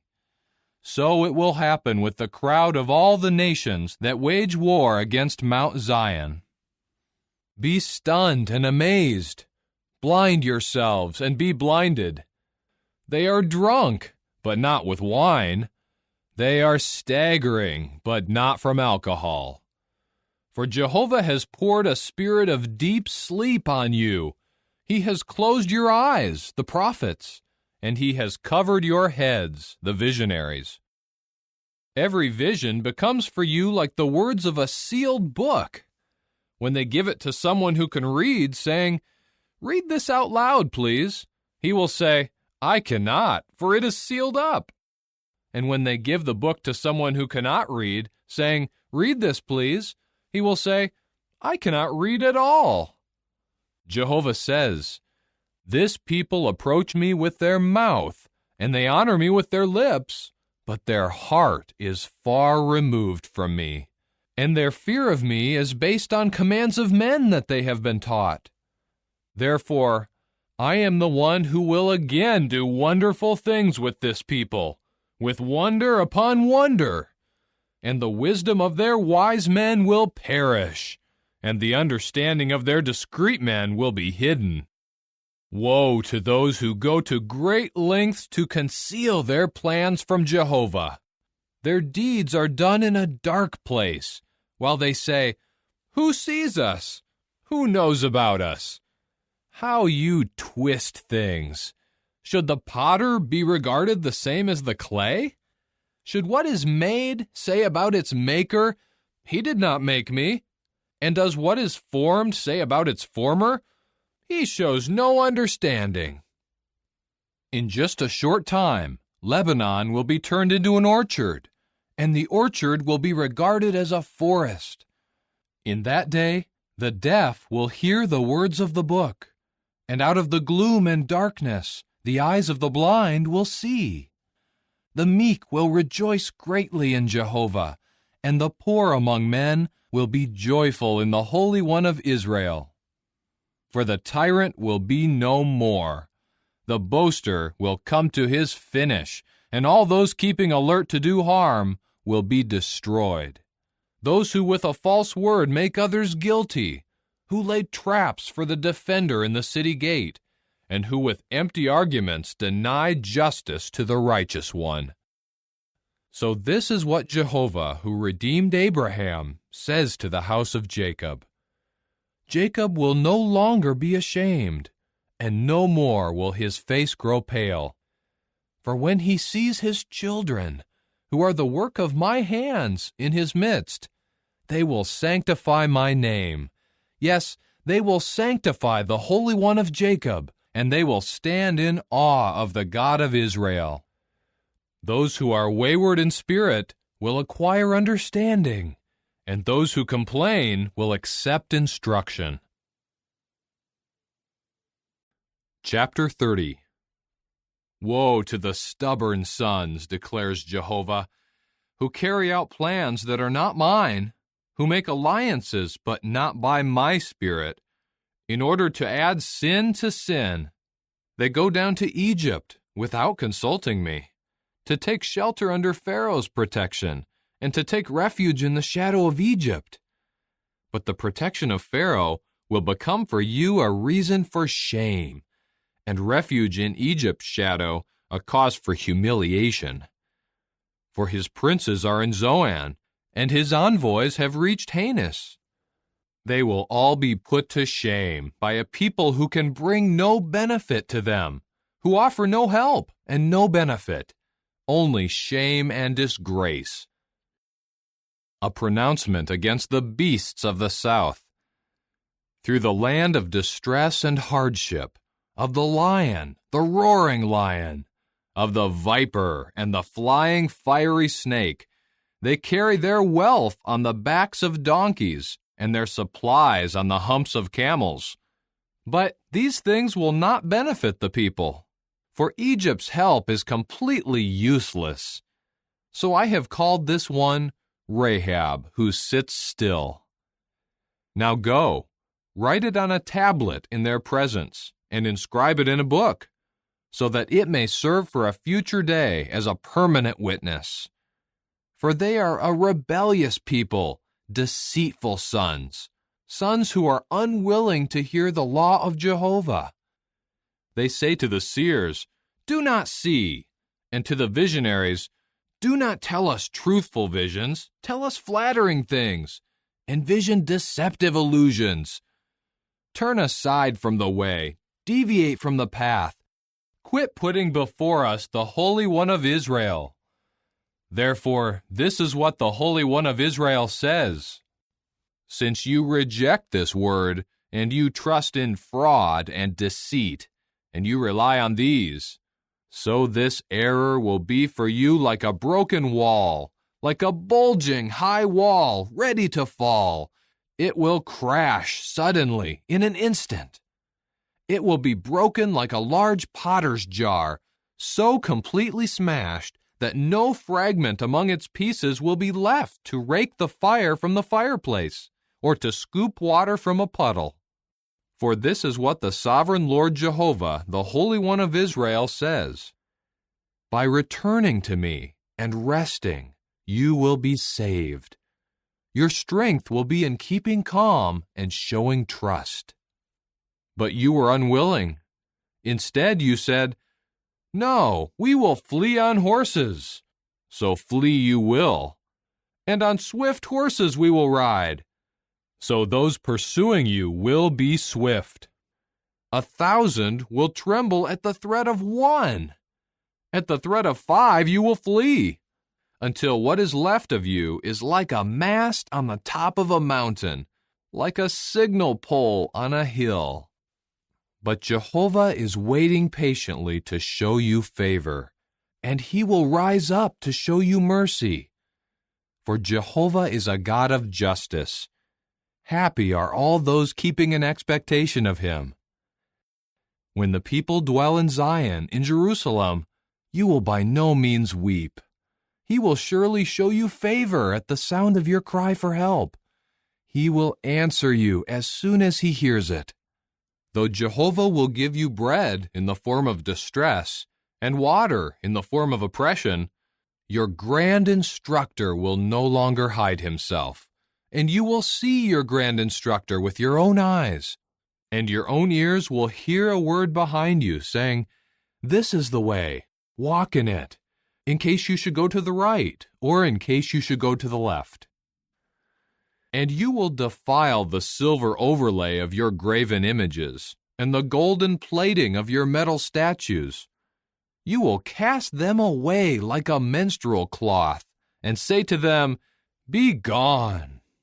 And he will give the rain for the seed you sow in the ground, and the bread that the ground produces will be abundant and rich. In that day your livestock will graze in spacious pastures, and the cattle and the donkeys that work the ground will eat fodder seasoned with sorrel, which was winnowed with the shovel and the pitchfork. And on every tall mountain and on every high hill will be streams and watercourses in the day of the great slaughter, when the towers fall. And the light of the full moon will become like the light of the sun, and the light of the sun will become 7 times stronger, like the light of 7 days, in the day that Jehovah binds up the breakdown of his people, and heals the severe wound from the blow he inflicted. Look, the name of Jehovah is coming from far away, burning with his anger and with heavy clouds. His lips are full of indignation, and his tongue is like a consuming fire. His spirit is like a flooding torrent that reaches clear to the neck, to shake the nations in a sieve of destruction, and the peoples will have a bridle in their jaws that leads them astray. But your song will be like the one sung in the night when you prepare for a festival, and your heart will rejoice like one who walks with a flute on his way to the mountain of Jehovah, to the rock of Israel. Jehovah will make his majestic voice heard, and reveal his arm as it descends in the heat of anger, with the flame of a consuming fire, a cloudburst, and a thunderstorm, and hailstones. For because of the voice of Jehovah, Assyria will be struck with terror. He will strike it with a rod. And every swing of his rod of punishment that Jehovah will bring down on Assyria will be accompanied by tambourines and harps, as he brandishes his arm against them in battle. For his Topheth is already prepared. It is also made ready for the king. He has made the wood pile deep and wide, with an abundance of fire and wood. The breath of Jehovah, like a torrent of sulfur, will set fire to it. Chapter 31. Woe to those who go down to Egypt for assistance, who rely on horses, who trust in war chariots because they are numerous, and in war horses because they are mighty. But they do not look to the Holy One of Israel, and they do not search for Jehovah. But he is also wise, and will bring calamity, and he will not take back his words. He will rise up against the house of evildoers, and against those who help wrongdoers. The Egyptians, though, are mere men, and not God. Their horses are flesh, and not spirit. When Jehovah stretches out his hand, whoever offers help will stumble, and whoever is helped will fall. They will all perish at the same time. For this is what Jehovah has said to me.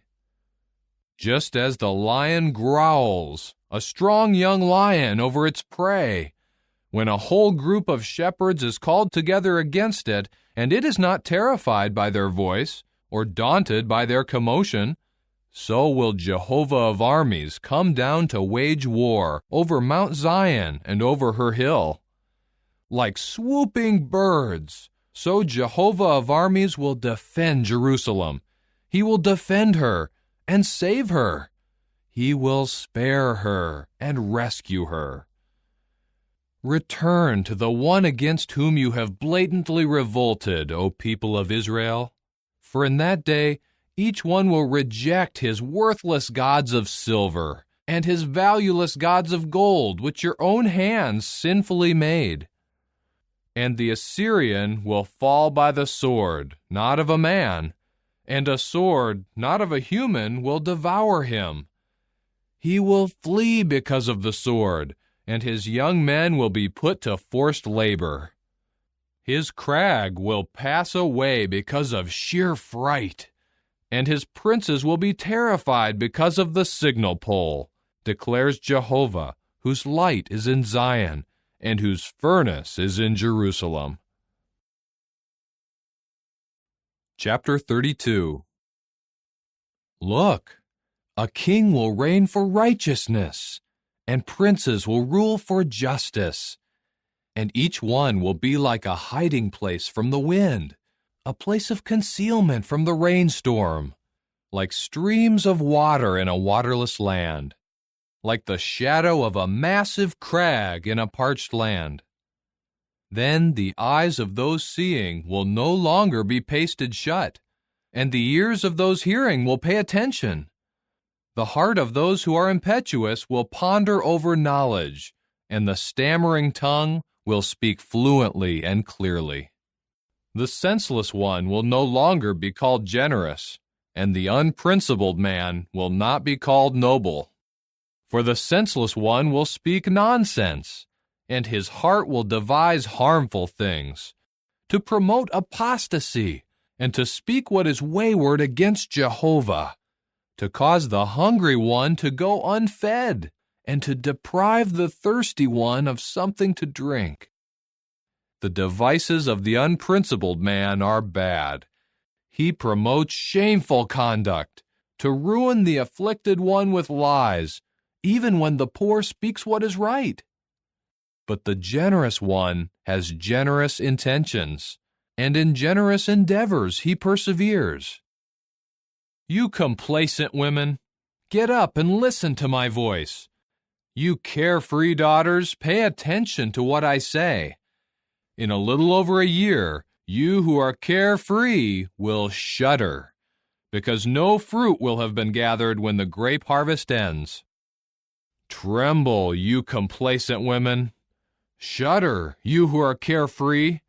Strip yourselves bare and put sackcloth around your hips. Beat your breasts in lamentation over the desirable fields and the fruitful vine. For the ground of my people will be covered with thorns and briars. They will cover all the houses of rejoicing, yes, the city of exultation. For the fortified tower has been forsaken. The noisy city has been abandoned. Ophel and the watchtower have become a permanent wasteland, a delight for wild donkeys, a pasture for the flocks, until the Spirit is poured out on us from above, and the wilderness becomes an orchard, and the orchard is regarded as a forest. Then justice will reside in the wilderness, and righteousness will dwell in the orchard. The result of true righteousness will be peace, and the fruitage of true righteousness will be lasting tranquility and security. My people will dwell in a peaceful abiding place, in secure dwellings, and in tranquil resting places. But the hail will flatten the forest, and the city will be completely leveled. Happy are you who sow seed alongside all waters, who send out the bull and the donkey. Chapter 33. Woe to you, you destroyer who has not been destroyed, you betrayer who has not been betrayed. When you finish destroying, you will be destroyed. When you finish betraying, you will be betrayed. O Jehovah, show us favor. Our hope is in you. Become our arm every morning. Yes, our salvation in the time of distress. At the sound of turmoil, peoples flee. When you rise up, nations scatter. As the voracious locusts gather, so your spoil will be gathered. People will rush on it like swarms of locusts. Jehovah will be exalted, for he resides in the heights above. He will fill Zion with justice and righteousness. He is the stability of your times, an abundance of salvation, wisdom, knowledge, and the fear of Jehovah. This is his treasure. Look, their heroes cry out in the street. The messengers of peace weep bitterly. The highways are deserted. There is no one traveling on the pathways. He has broken the covenant. He has rejected the cities. He shows no regard for mortal man. The land mourns and withers away. Lebanon is ashamed. It has decayed. Sharon has become like the desert, and Bashan and Carmel shake off their leaves. Now I will rise up, says Jehovah. Now I will exalt myself. Now I will magnify myself. You conceive dried grass and give birth to stubble. Your own spirit will consume you like a fire, and peoples will become as the burnings of lime. As thorns cut down, they will be set ablaze with fire. You who are far away, listen to what I will do, and you who are nearby, acknowledge my might. The sinners in Zion are in dread. Trembling has seized the apostates. Who of us can live where there is a consuming fire? Who of us can live with unquenchable flames? The one who walks in continual righteousness, who speaks what is upright, who rejects dishonest fraudulent gain, whose hands refuse a bribe rather than grabbing it, who closes his ear to talk of bloodshed, and who shuts his eyes to avoid seeing what is bad. He will reside in the heights. His secure refuge will be in rocky strongholds. His bread will be provided, and his water supply will never fail. Your eyes will behold a king in his splendor. They will see a land far away. In your heart you will recall the terror. Where is the secretary? Where is the one who weighed out the tribute? Where is the one who counted the towers? You will no more see the insolent people, a people whose language is too obscure to comprehend, whose stammering tongue you cannot understand. Behold Zion, the city of our festivals.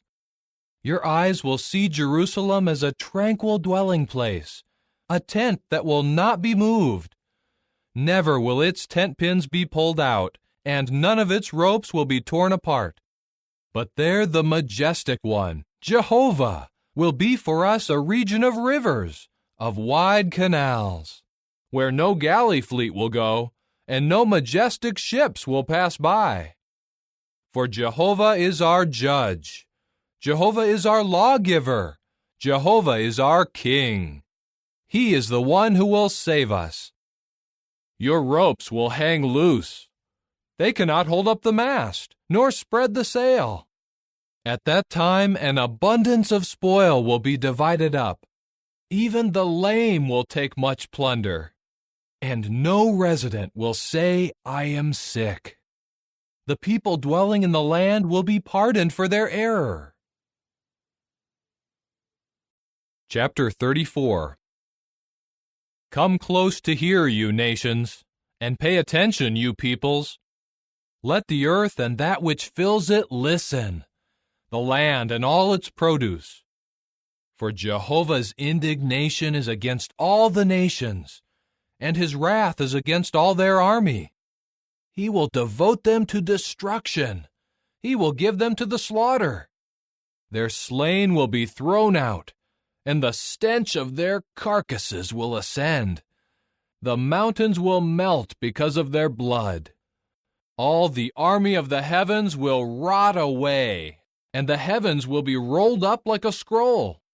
All their army will wither away, as a withered leaf falls from the vine, and a shriveled fig from the fig tree. For in the heavens my sword will be drenched. It will descend on Edom in judgment, on the people whom I devoted to destruction. Jehovah has a sword. It will be covered with blood. It will be covered with the fat, with the blood of young rams and goats, with the kidney fat of rams. For Jehovah has a sacrifice in Basra, a great slaughter in the land of Edom. The wild bulls will go down with them, the young bulls with the powerful ones. Their land will be drenched in blood, and their dust will be soaked with fat. For Jehovah has a day of vengeance, a year of retribution for the legal case over Zion. Her streams will be changed into pitch, and her dust into sulfur, and her land will become like burning pitch. By night or by day it will not be extinguished. Its smoke will keep ascending forever. From generation to generation she will remain devastated. No one will pass through her forever and ever. The pelican and the porcupine will possess her, and long-eared owls and ravens will reside in her. He will stretch out over her the measuring line of emptiness and the plumb line of desolation. None of her nobles will be called to the kingship, and all her princes will come to nothing. Thorns will grow in her fortified towers, nettles and thorny weeds in her fortresses. She will become a lair of jackals, an enclosure for ostriches. Desert creatures will meet up with howling animals, and the wild goat will call to its companion. Yes, there the nightjar will settle and find a place of rest. There the arrow snake will make its nest and lay eggs, and it will hatch them and gather them in its shadow. Yes, there the kites will gather, each one with her mate. Search in the book of Jehovah and read it out loud. Not one of them will be missing. None of them will be lacking a mate, for it is the mouth of Jehovah that has given the order, and it is his Spirit that has gathered them together. He is the one who has cast the lot for them, and his own hand has measured out their assigned place. They will possess it for all time. They will reside in it throughout all generations. Chapter 35. The wilderness and the parched land will exult, and the desert plain will be joyful and blossom as the saffron. Without fail it will blossom, it will rejoice and shout for joy. The glory of Lebanon will be given to it, the splendor of Carmel and of Sharon. They will see the glory of Jehovah, the splendor of our God. Strengthen the weak hands, and make firm the knees that are shaking. Say to those who are anxious at heart, "Be strong, do not be afraid. Look, your own God will come with vengeance. God will come with retribution. He will come and save you." At that time the eyes of the blind will be opened, and the ears of the deaf will be unstopped. At that time the lame will leap like the deer, and the tongue of the speechless will shout for joy. For waters will burst forth in the wilderness, and streams in the desert plain. The heat-parched ground will become a reedy pool, and the thirsty ground springs of water. In the lairs where jackals rested, there will be green grass, and reeds, and papyrus. And a highway will be there. Yes, a way called the way of holiness. The unclean one will not travel on it. It is reserved for the one walking on the way. No one foolish will stray onto it. No lion will be there, and no vicious wild beasts will come on it. They will not be found there. Only the repurchased ones will walk there. Those redeemed by Jehovah will return and come to Zion with a joyful cry.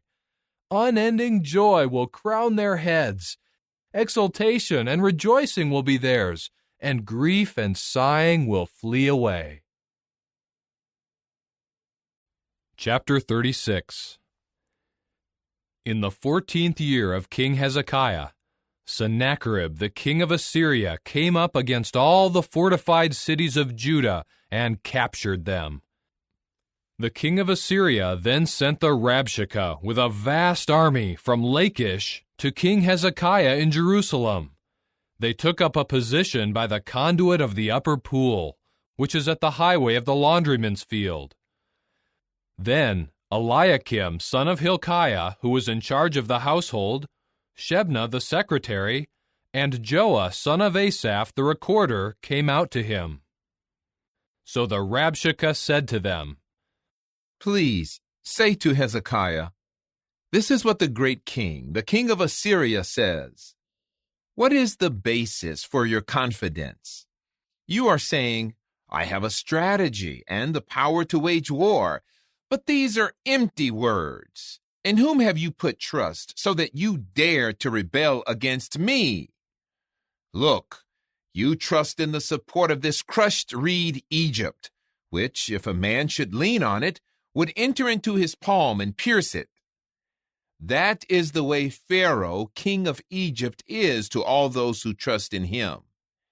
And if you should say to me, we trust in Jehovah our God, is he not the one whose high places and altars Hezekiah has removed, while he says to Judah and Jerusalem, you should bow down before this altar? So now, make this wager, please, with my lord, the king of Assyria. I will give you 2,000 horses, if you are able to find enough riders for them. How then could you drive back even one governor who is the least of my lord's servants, while you put your trust in Egypt for chariots and for horsemen? Now is it without authorization from Jehovah that I have come up against this land to destroy it? Jehovah himself said to me, go up against this land and destroy it. At this, Eliakim and Shebna and Joah said to the Rabshakeh, Speak to your servants, please, in the Aramaic language, for we can understand it.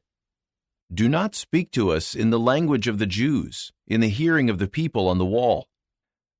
But the Rabshakeh said, Is it just to your lord and to you that my lord sent me to speak these words? Is it not also to the men who sit on the wall, those who will eat their own excrement and drink their own urine along with you? Then the Rabshakeh stood and called out loudly in the language of the Jews, saying, Hear the word of the great king, the king of Assyria. This is what the king says. Do not let Hezekiah deceive you, for he is not able to rescue you.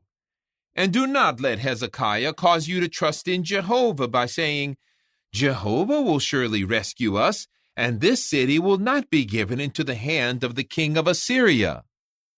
Do not listen to Hezekiah, for this is what the king of Assyria says. Make peace with me and surrender, and each of you will eat from his own vine and from his own fig tree, and will drink the water of his own cistern, until I come and take you to a land like your own land, a land of grain and new wine, a land of bread and vineyards. Do not let Hezekiah mislead you by saying, Jehovah will rescue us. Have any of the gods of the nations rescued their land out of the hand of the king of Assyria? Where are the gods of Hamath and Arpad? Where are the gods of Sepharvaim? And have they rescued Samaria out of my hand? Who, among all the gods of these lands, have rescued their land out of my hand, so that Jehovah should rescue Jerusalem out of my hand? But they kept silent, and did not say a word to him in reply, for the order of the king was, You must not answer him. But Eliakim son of Hilkiah, who was in charge of the household, Shebna the secretary, and Joah son of Asaph the recorder, came to Hezekiah with their garments ripped apart, and told him the words of the Rabshakeh. Chapter 37. As soon as King Hezekiah heard this, he ripped his garments apart, and covered himself with sackcloth, and went into the house of Jehovah. Then he sent Eliakim, who was in charge of the household, Shebna the secretary, and the elders of the priests covered with sackcloth, to the prophet Isaiah the son of Amoz. They said to him, This is what Hezekiah says. This day is a day of distress, of rebuke, and of disgrace. For the children are ready to be born, but there is no strength to give birth. Perhaps Jehovah your God will hear the words of the Rabshakeh, whom the king of Assyria his lord sent to taunt the living God. and he will call him to account for the words that Jehovah your God has heard. So offer up a prayer in behalf of the remnant who have survived." So the servants of King Hezekiah went in to Isaiah, and Isaiah said to them, "This is what you should say to your Lord. This is what Jehovah says. Do not be afraid because of the words that you heard, the words with which the attendants of the king of Assyria blasphemed me. Here I am putting a thought in his mind, and he will hear a report and return to his own land, and I will make him fall by the sword in his own land." After the Rabshakeh heard that the king of Assyria had pulled away from Lachish, he returned to him and found him fighting against Libnah. Now the king heard it said about King Tirhakah of Ethiopia, "He has come out to fight against you." When he heard this, he sent messengers again to Hezekiah, saying, "This is what you should say to King Hezekiah of Judah. Do not let your God in whom you trust deceive you by saying, 'Jerusalem will not be given into the hand of the king of Assyria.' Look, you have heard what the kings of Assyria did to all the lands by devoting them to destruction. Will you alone be rescued? Did the gods of the nations that my forefathers destroyed rescue them? Where are Gozan, Haran, Rezeph, and the people of Eden who are in Telassar? Where is the king of Hamath, the king of Arpad, and the king of the cities of Sepharvaim, and of Hena, and of Ivah?" Hezekiah took the letters out of the hand of the messengers and read them. Hezekiah then went up to the house of Jehovah and spread them out before Jehovah. And Hezekiah began to pray to Jehovah and say, "O Jehovah of armies, the God of Israel, sitting enthroned above the cherubs, you alone are the true God of all the kingdoms of the earth. You made the heavens and the earth. Incline your ear, O Jehovah, and hear. Open your eyes, O Jehovah, and see. Hear all the words that Sennacherib has sent to taunt the living God. It is a fact, O Jehovah, that the kings of Assyria have devastated all the lands as well as their own land, and they have thrown their gods into the fire, because they were not gods, but the work of human hands, wood and stone. That is why they could destroy them. But now, O Jehovah our God, save us out of his hand, so that all the kingdoms of the earth may know that you alone are God, O Jehovah." Isaiah son of Amoz then sent this message to Hezekiah. "This is what Jehovah the God of Israel says. Because you prayed to me concerning King Sennacherib of Assyria, this is the word that Jehovah has spoken against him. The virgin daughter of Zion despises you. She scoffs at you. The daughter of Jerusalem shakes her head at you. Whom have you taunted and blasphemed? Against whom have you raised your voice and lifted your arrogant eyes?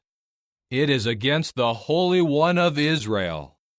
Through your servants you have taunted Jehovah and said, 'With the multitude of my war chariots I will ascend the heights of mountains, the remotest parts of Lebanon. I will cut down its lofty cedars, its choice juniper trees. I will enter its highest retreats, its densest forests. I will dig wells and drink waters. I will dry up the streams of Egypt with the soles of my feet.' Have you not heard? From long ago it was determined. From days gone by I have prepared it. Now I will bring it about. You will turn fortified cities into desolate piles of ruins. Their inhabitants will be helpless. They will be terrified and put to shame. They will become as vegetation of the field and green grass, as grass of the roofs that is scorched by the east wind. But I well know when you sit, when you go out, when you come in, and when you are enraged against me, because your rage against me and your roaring have reached my ears. So I will put my hook in your nose and my bridle between your lips, and I will lead you back the way you came. And this will be the sign for you. This year you will eat what grows on its own, and in the second year you will eat grain that sprouts from that. But in the third year you will sow seed and reap, and you will plant vineyards and eat their fruitage. Those of the house of Judah who escape, those who are left, will take root downward and produce fruit upward. For a remnant will go out of Jerusalem, and survivors from Mount Zion. The zeal of Jehovah of armies will do this. Therefore, this is what Jehovah says about the king of Assyria. He will not come into this city, or shoot an arrow there, or confront it with a shield, or cast up a siege rampart against it. By the way he came, he will return. He will not come into this city, declares Jehovah. I will defend this city, and save it for my own sake, and for the sake of my servant David. And the angel of Jehovah went out, and struck down 185,000 men in the camp of the Assyrians. When people rose up early in the morning, they saw all the dead bodies. So King Sennacherib of Assyria departed, and returned to Nineveh, and stayed there. And as he was bowing down at the house of his god Nisroch, his own sons Adramelech and Sharezer struck him down with the sword, and then escaped to the land of Ararat. And his son Esarhaddon became king in his place. Chapter 38. In those days Hezekiah became sick, and was at the point of death. The prophet Isaiah the son of Amoz came and said to him, This is what Jehovah says, Give instructions to your household, for you will die. You will not recover. At that Hezekiah turned his face to the wall and began to pray to Jehovah. I beg you, O Jehovah, remember, please, how I have walked before you faithfully and with a complete heart, and I have done what was good in your eyes. And Hezekiah began to weep profusely. Then the word of Jehovah came to Isaiah, saying, Go back and say to Hezekiah, This is what Jehovah the God of David your forefather says. I have heard your prayer. I have seen your tears. Here I am adding 15 years to your life. And I will rescue you and this city out of the hand of the king of Assyria, and I will defend this city. This is the sign from Jehovah, to show you that Jehovah will carry out the word that he has spoken. Here I will make the declining shadow of the sun on the stairway of Ahaz go back 10 steps. So the sun went back 10 steps on the stairway that it had already descended. A writing of King Hezekiah of Judah, when he became sick and recovered from his sickness. I said, In the middle of my life, I must go into the gates of the grave. I will be deprived of my remaining years. I said, I will not see Jah in the land of the living. I will look no more on mankind when I am with the inhabitants of the place where everything ceases. My own dwelling has been pulled out and removed from me. Like the tent of a shepherd, I have rolled up my life like a loom worker. He cuts me off like the threads of the warp.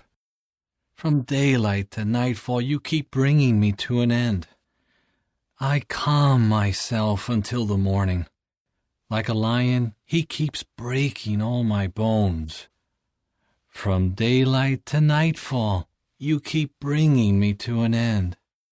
Like the swift or the thrush, so I keep chirping. I keep cooing like the dove. My eyes look wearily to the height. O Jehovah, I am in great distress. Be my support. What can I say? He has spoken to me and acted. I will walk humbly all my years, because of my bitter distress. O Jehovah, by these things every man lives, and in them is the life of my spirit. You will restore me to health and preserve me alive. Look, instead of peace, I had great bitterness, but in your fondness for me, you preserved me from the pit of destruction. You have thrown all my sins behind your back. For the grave cannot glorify you. Death cannot praise you.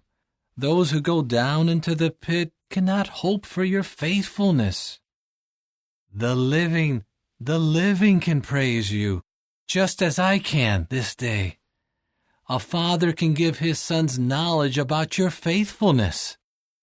O Jehovah, save me, and we will play my songs on stringed instruments all the days of our life at the house of Jehovah. Isaiah then said, "Bring a cake of pressed dried figs and apply it to the boil, so that he may recover." Hezekiah had asked, "What is the sign that I will go up to the house of Jehovah?" Chapter 39. At that time, the king of Babylon, Merodach-Baladan, son of Baladan, sent letters and a gift to Hezekiah, for he had heard that he had been sick and had recovered. Hezekiah gladly welcomed them and showed them his treasure house, the silver, the gold, the balsam oil, and other precious oil, his whole armory, and everything that was to be found in his treasuries. There was nothing that Hezekiah did not show them in his own house and in all his dominion. After that, Isaiah the prophet came in to King Hezekiah and asked him, "What did these men say? And where did they come from?" So Hezekiah said, "They came from a distant land, from Babylon." Next he asked, "What did they see in your house?" Hezekiah replied, "They saw everything in my house. There was nothing that I did not show them in my treasuries." Isaiah now said to Hezekiah, "Hear the word of Jehovah of armies. Look, days are coming, and all that is in your house, and all that your forefathers have stored up to this day, will be carried off to Babylon. Nothing will be left, says Jehovah. And some of your own sons to whom you will become father will be taken, and will become court officials in the palace of the king of Babylon." At that Hezekiah said to Isaiah, "The word of Jehovah that you have spoken is good." Then he added, "Because there will be peace and stability during my lifetime." Chapter 40. Comfort, comfort my people, says your God. Speak to the heart of Jerusalem, and proclaim to her that her compulsory service has been fulfilled, that her guilt has been paid off. From the hand of Jehovah she has received a full amount for all her sins. A voice of one calling out in the wilderness, "Clear up the way of Jehovah. Make a straight highway through the desert for our God. Let every valley be raised up, and every mountain and hill be made low. The rough ground must become level, and the rugged ground a valley plain. The glory of Jehovah will be revealed, and all flesh will see it together, for the mouth of Jehovah has spoken." Listen, someone is saying, "Call out." Another asks, "What should I call out?" All flesh is green grass. All their loyal love is like the blossom of the field. The green grass dries up, the blossom withers, because the breath of Jehovah blows upon it. Surely the people are but green grass. The green grass dries up, the blossom withers, but the word of our God endures forever. Go up onto a high mountain, you woman bringing good news for Zion. Raise your voice with power, you woman bringing good news for Jerusalem. Raise it, Do not be afraid. Announce to the cities of Judah, here is your God. Look, the sovereign Lord Jehovah will come with power, and his arm will rule for him.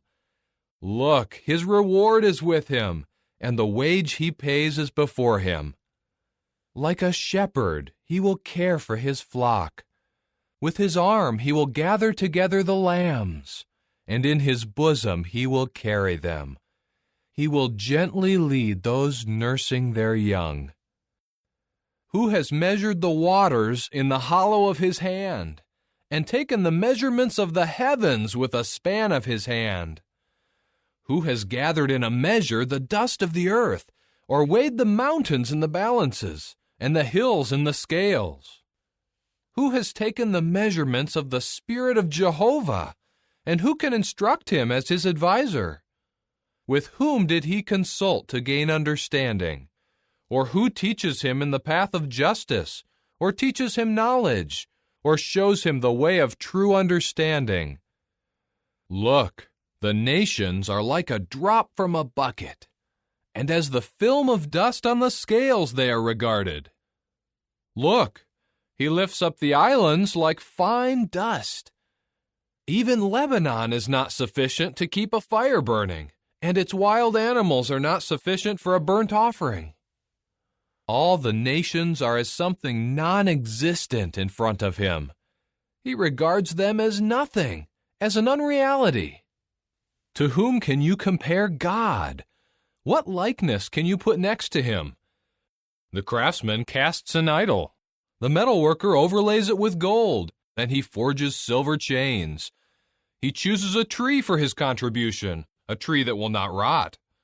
He searches for a skilled craftsman to prepare a carved image that will not topple over. Do you not know? Have you not heard? Has it not been told to you from the beginning? Have you not understood from the foundations of the earth? There is one who dwells above the circle of the earth, and its inhabitants are like grasshoppers.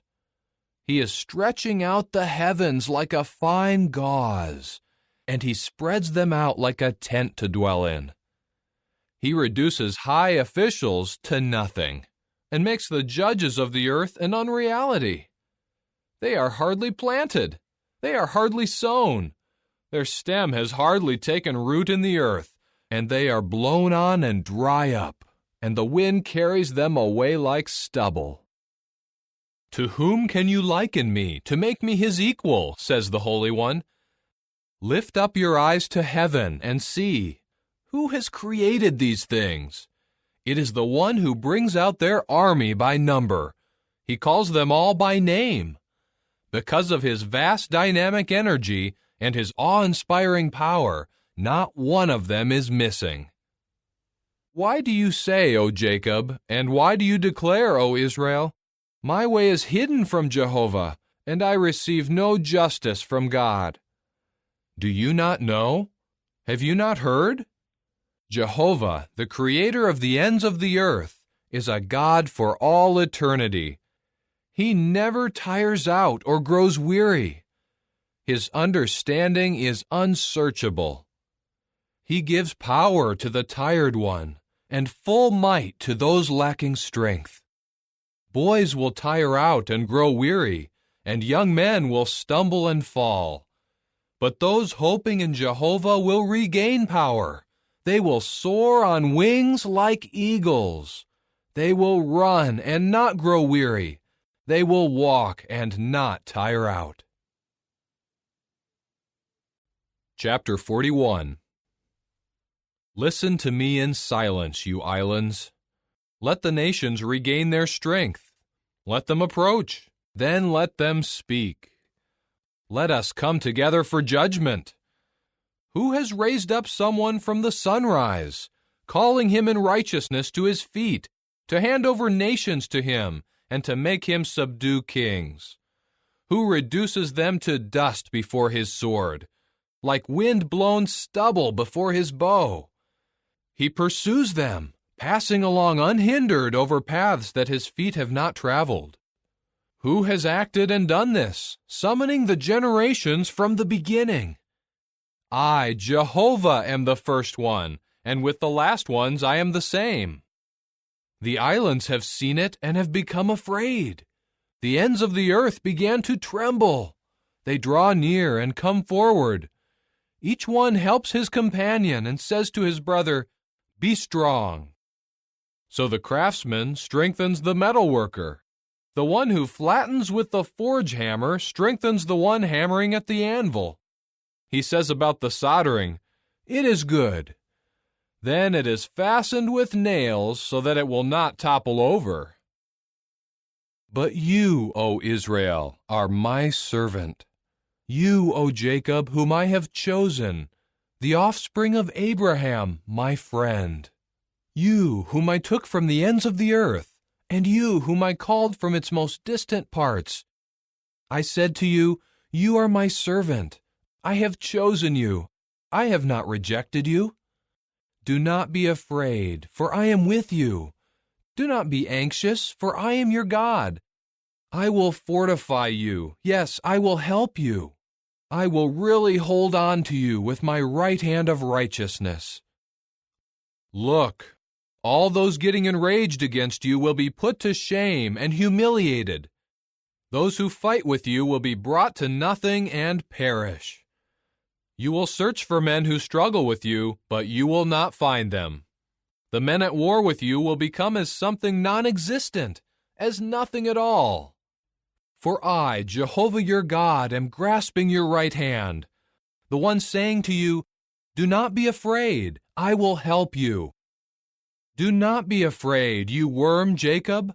You men of Israel, I will help you, declares Jehovah, your repurchaser, the Holy One of Israel.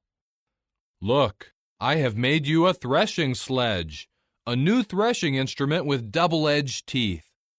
You will tread down the mountains and crush them, and make the hills like chaff. You will winnow them, and the wind will carry them away. A windstorm will scatter them. You will be joyful in Jehovah, and you will boast in the Holy One of Israel. The needy and the poor are seeking water, but there is none. Their tongue is dry from thirst. I, Jehovah, will answer them.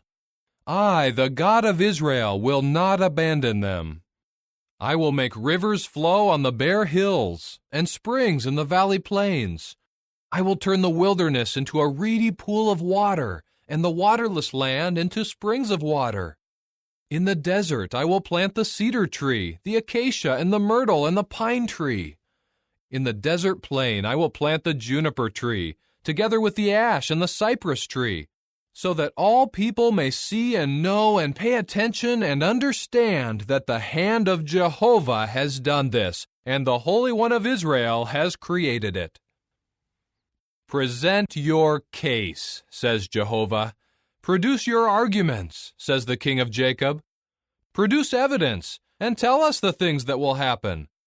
Do tell us about the former things, so that we may reflect on them and know their outcome. Or declare to us the things that are coming. Tell us what will happen in the future, so that we may know that you are gods.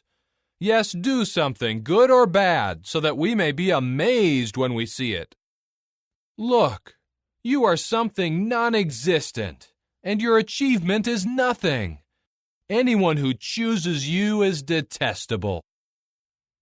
I have raised up someone from the north, and he will come, one from the rising of the sun who will call on my name. He will trample rulers as if they were clay, like a potter who treads moist clay. Who told about this from the beginning so that we could know? Or from times past so that we could say, he is right? Indeed, no one announced it, no one declared it, no one heard anything from you. I was the first to say to Zion, look, here they are. And to Jerusalem I will send a bearer of good news. But I kept looking, and there was no one. There was not one among them to give advice, and I kept asking them to reply. Look, all of them are a delusion. Their works are nothing. Their metal images are wind and unreality. Chapter 42. Look, my servant whom I support, my chosen one whom I have approved. I have put my spirit in him. He will bring justice to the nations. He will not cry out or raise his voice, and he will not make his voice heard in the street. No crushed reed will he break, and no smoldering wick will he extinguish. In faithfulness he will bring justice. He will not grow dim or be crushed until he establishes justice in the earth, and the islands keep waiting for his law. This is what the true God Jehovah says, the Creator of the heavens and the Grand One who stretched them out, the one who spread out the earth and its produce, the one who gives breath to the people on it and spirit to those who walk on it. I, Jehovah, have called you in righteousness. I have taken hold of your hand. I will safeguard you and give you as a covenant for the people and as a light of the nations, for you to open the blind eyes, to bring the prisoner out of the dungeon, and those sitting in darkness out of the prison. I am Jehovah. That is my name. I give my glory to no one else, nor my praise to graven images. See, the first things have come to pass. Now I am declaring new things. Before they spring up, I tell you about them. Sing to Jehovah a new song, his praise from the ends of the earth. You who go down to the sea and all that fills it, you islands and their inhabitants. Let the wilderness and its cities raise their voice, the settlements where Kedar dwells. Let the inhabitants of the crag shout joyfully.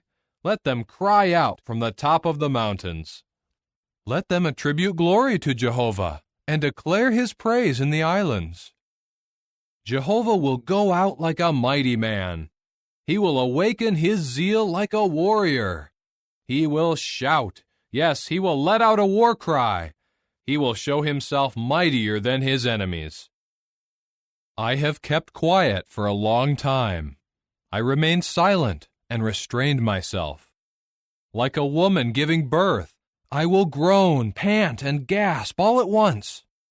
I will devastate mountains and hills and dry up all their vegetation. I will turn rivers into islands and dry up reedy pools of water.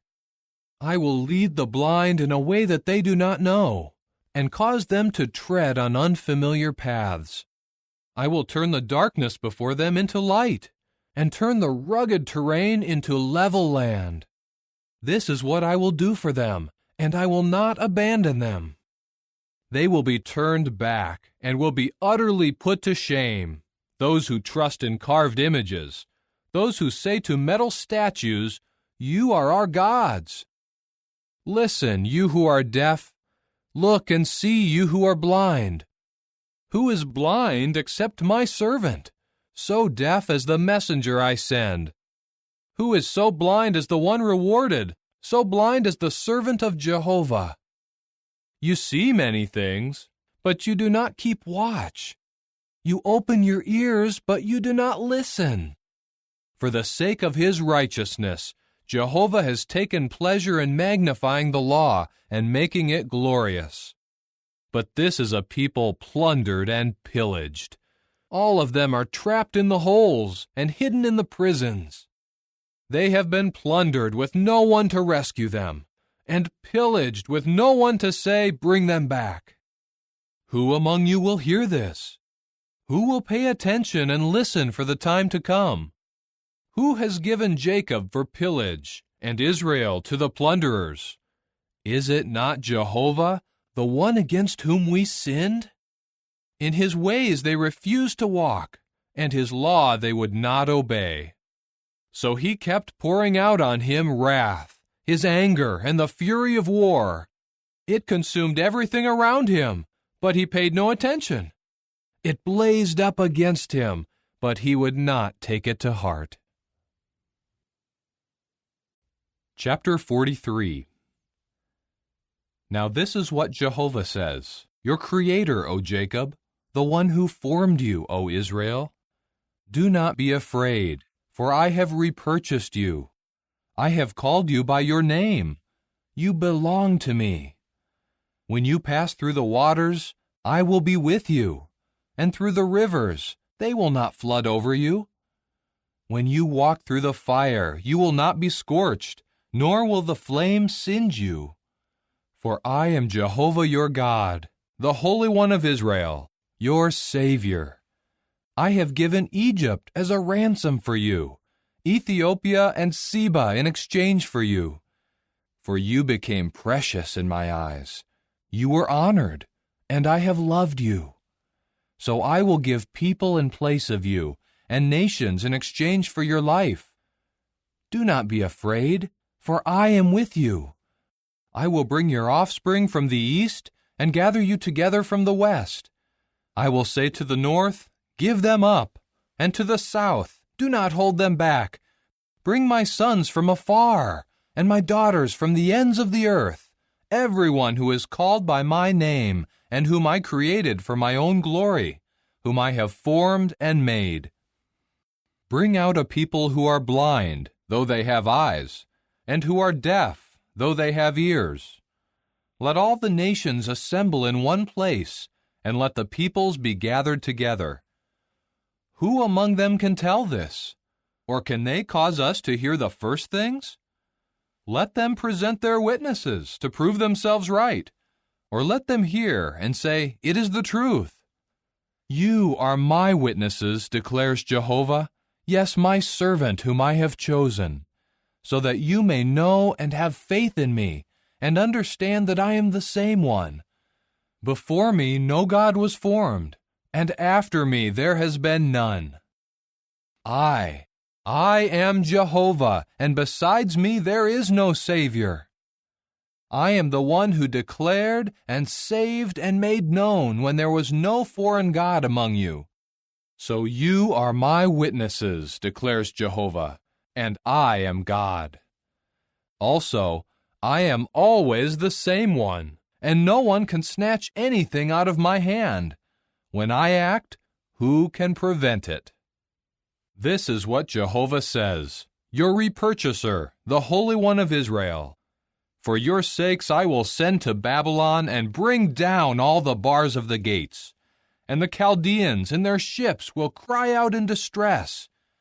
I am Jehovah, your Holy One, the Creator of Israel, your King. This is what Jehovah says, the one making a way through the sea, and a path even through turbulent waters, the one who draws out the war chariot and the horse, the army together with the mighty warriors. They will lie down and not get up. They will be extinguished, snuffed out like a burning wick. Do not remember the former things, and do not dwell on the past. Look, I am doing something new. Even now it is springing up. Do you not recognize it? I will make a way through the wilderness, and rivers through the desert. The wild beast of the field will honor me, the jackals and the ostriches. For I provide water in the wilderness, rivers in the desert, for my people, my chosen one, to drink.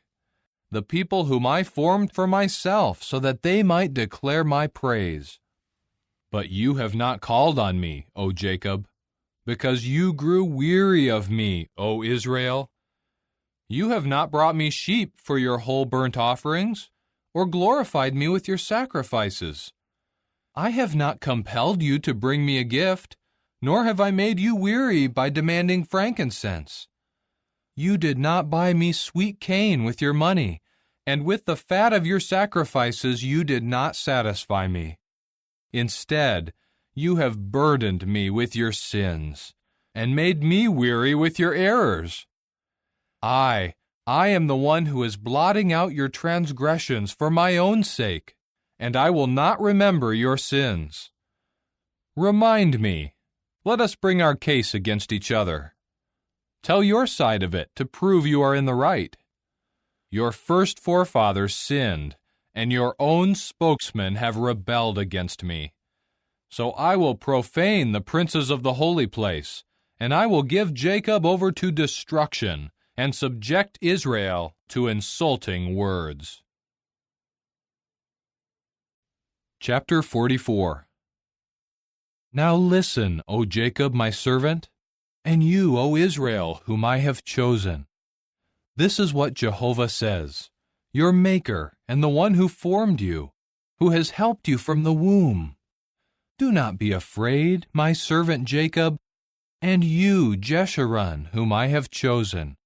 For I will pour out water on the thirsty one, and flowing streams on the dry ground.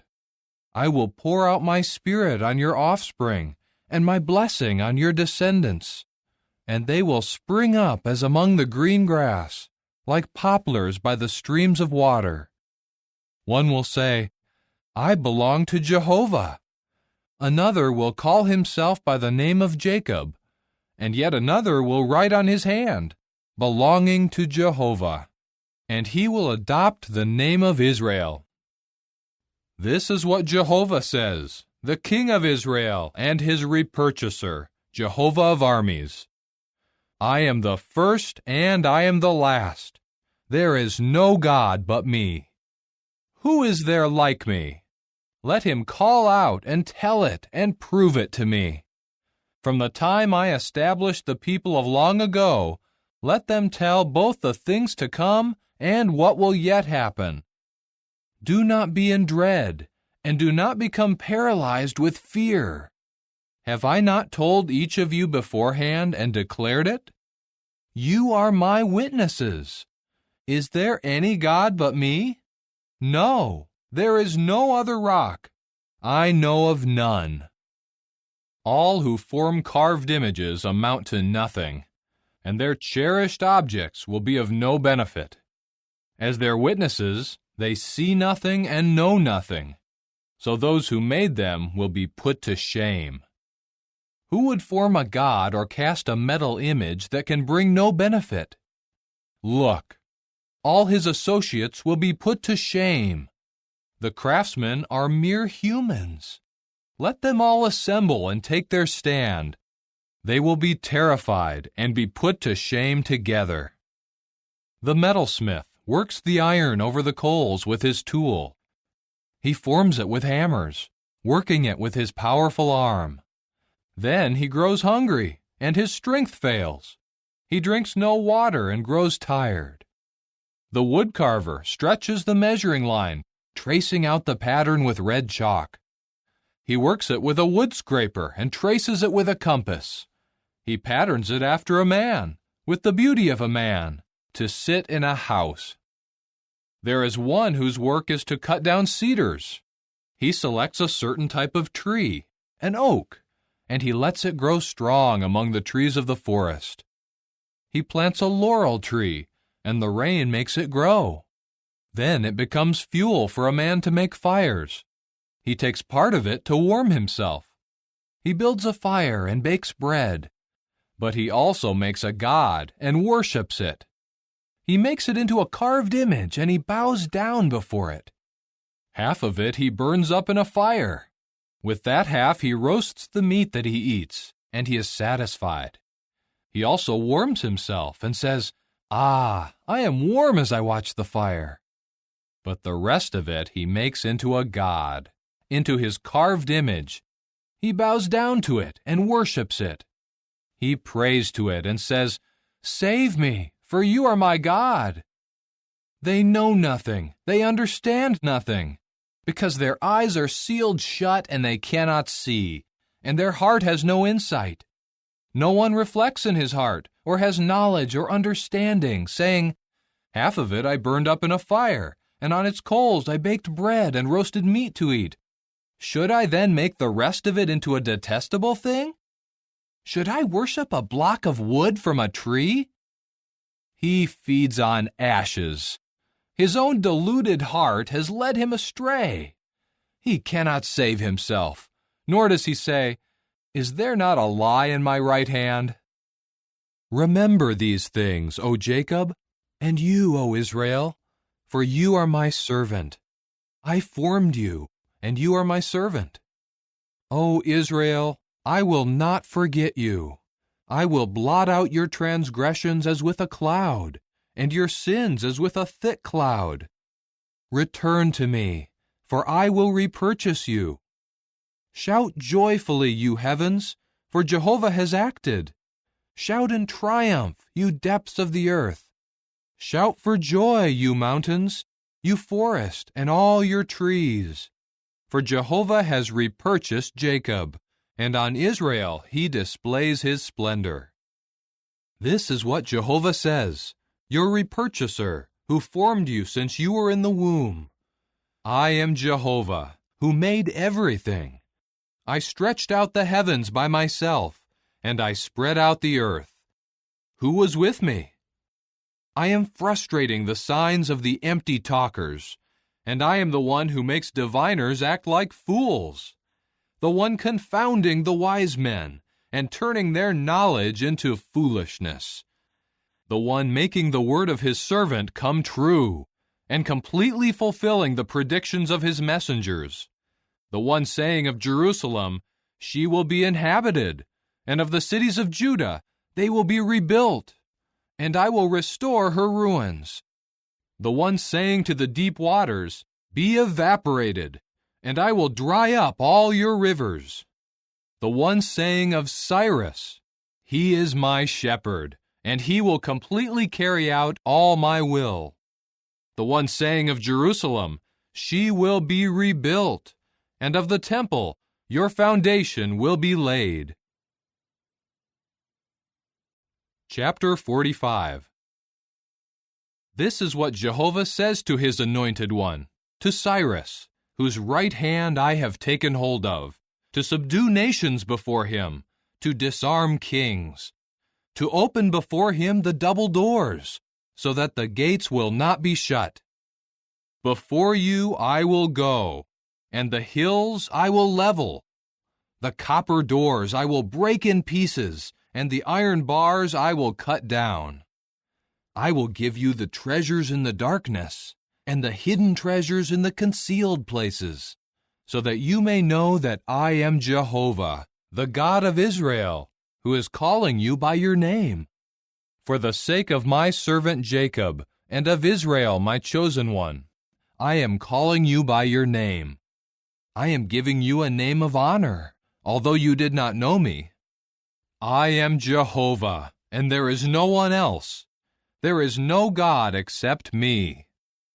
I will strengthen you, although you did not know me, in order that people may know from the rising of the sun to its setting that there is none besides me. I am Jehovah, and there is no one else. I form light and create darkness. I make peace and create calamity. I, Jehovah, am doing all these things. You heavens, rain down from above. Let the clouds pour down righteousness. Let the earth open up and be fruitful with salvation, and let it cause righteousness to spring up at the same time. I, Jehovah, have created it. Woe to the one who contends with his Maker, for he is just an earthenware fragment among the other earthenware fragments lying on the ground. Should the clay say to the potter, what are you making? Or should your work say, he has no hands? Woe to the one who says to a father, what do you become father to? And to a woman, what are you giving birth to? This is what Jehovah says, the Holy One of Israel, the one who formed him. Would you question me about the things coming, and command me about my sons and the works of my hands? I made the earth, and created man on it. I stretched out the heavens with my own hands, and I give orders to all their army. I have raised up a man in righteousness, and I will make all his ways straight. He is the one who will build my city and set my exiles free without a price or a bribe, says Jehovah of armies. This is what Jehovah says. The prophet of Egypt, and the merchandise of Ethiopia, and the Sabaeans, tall of stature, will come over to you and become yours. They will walk behind you in chains. They will come over and bow down to you. To you they will say in prayer, "Surely God is with you, and there is no one else. There is no other God." Truly, you are a God who conceals himself, O God of Israel, the Savior. They will all be put to shame and be humiliated. The makers of idols will all go off in disgrace. But Israel will be saved by Jehovah with an everlasting salvation. You will not be put to shame or disgraced for all eternity. For this is what Jehovah says, the Creator of the heavens, the true God, the one who formed the earth, its Maker who firmly established it, who did not create it simply for nothing, but formed it to be inhabited. I am Jehovah, and there is no one else. I did not speak in a concealed place, in a land of darkness. I did not say to the offspring of Jacob, "Seek me simply for nothing." I am Jehovah, who speaks what is righteous and declares what is upright. Gather together and come. Approach together, you escapees from the nations. They know nothing, those who carry around carved images and pray to a God that cannot save them. Make your report. Present your case. Let them consult together in unity. Who foretold this long ago and declared it from times past? Is it not I, Jehovah? There is no other God but me, a righteous God and a Savior. There is none besides me. Turn to me and be saved, all the ends of the earth. For I am God, and there is no one else. By myself I have sworn. The word has gone out of my mouth in righteousness, and it will not return. To me every knee will bend. Every tongue will swear loyalty and say, "Surely in Jehovah are true righteousness and strength." All those enraged against him will come before him in shame. In Jehovah all the offspring of Israel will prove to be right, and in him they will make their boast. Chapter 46. Bel bends down. Nebo stoops over. Their idols are loaded on animals, on beasts of burden, like baggage that burdens the weary animals. They stoop and bend down together. They cannot rescue the loads, and they themselves go into captivity. Listen to me, O house of Jacob, and all you who remain of the house of Israel, you whom I have supported from birth and carried from the womb. Until you grow old, I will be the same. Until your hair is gray, I will keep bearing you. As I have done, I will carry you and bear you and rescue you. To whom will you liken me, or make me equal, or compare me, so that we should resemble each other? There are those who lavish gold from their purse. They weigh out the silver on the scale. They hire a metal worker, and he makes it into a god. Then they prostrate themselves. Yes, they worship it. They lift it to their shoulders. They carry it and put it in its place, and it just stands there. It does not move from its place. They cry out to it, but it does not answer. It cannot rescue anyone from distress. Remember this and take courage. Take it to heart, you transgressors. Remember the former things of long ago, that I am God, and there is no other. I am God, and there is no one like me. From the beginning, I foretell the outcome, and from long ago, the things that have not yet been done. I say, my decision will stand, and I will do whatever I please. I am calling a bird of prey from the sunrise, from a distant land, the man to carry out my decision. I have spoken, and I will bring it about. I have purposed it, and I will also carry it out. Listen to me, you who are stubborn of heart, you who are far away from righteousness. I have brought my righteousness near. It is not far away, and my salvation will not delay.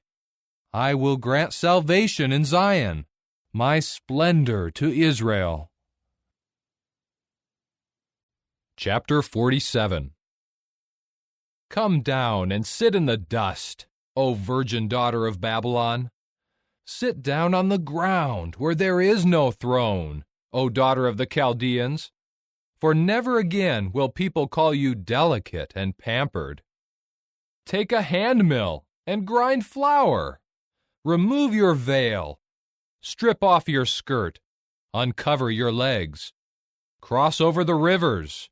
Your nakedness will be uncovered. Your shame will be exposed. I will take vengeance, and no man will stand in my way. The one repurchasing us, Jehovah of armies is his name, is the Holy One of Israel. Sit there silently and go into darkness, O daughter of the Chaldeans. No more will they call you mistress of kingdoms. I grew indignant at my people. I profaned my inheritance, and I gave them into your hand. But you showed them no mercy. Even on the elderly, you placed a heavy yoke.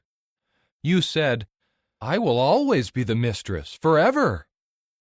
You did not take these things to heart. You did not consider how the matter would end. Now hear this, O lover of pleasure, who sits in security, who says in her heart, I am the one, and there is no one else. I will not become a widow. I will never know the loss of children. But these two things will come upon you suddenly, in one day, loss of children and widowhood. In full measure they will come upon you, because of your many sorceries and all your powerful spells. You trusted in your wickedness. You said, no one sees me. Your wisdom and knowledge are what led you astray. And you say in your heart, I am the one, and there is no one else. But calamity will come upon you, and none of your charms will stop it. Adversity will befall you. You will not be able to avert it. Sudden ruin will come upon you like you have never known. Go ahead, then, with your spells and your many sorceries, with which you have toiled from your youth. Perhaps you may be able to benefit. Perhaps you may strike people with awe. You have grown weary with the multitude of your advisers.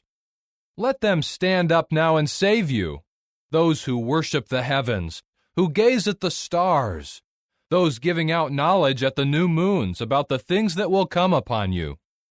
Look, they are like stubble. A fire will burn them up. They cannot save themselves from the power of the flame. These are not charcoals for keeping warm, and this is not a fire to sit in front of. So your charmers will become to you, those with whom you toiled from your youth.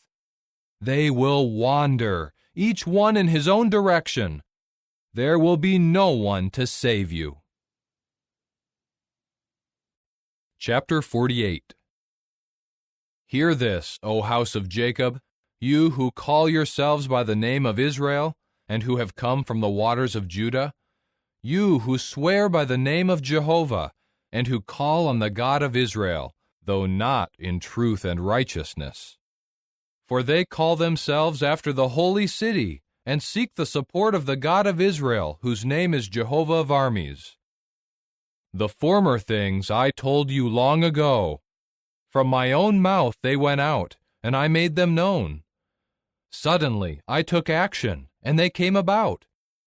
Because I knew how stubborn you are, that your neck is an iron sinew and your forehead is copper, I told you long ago.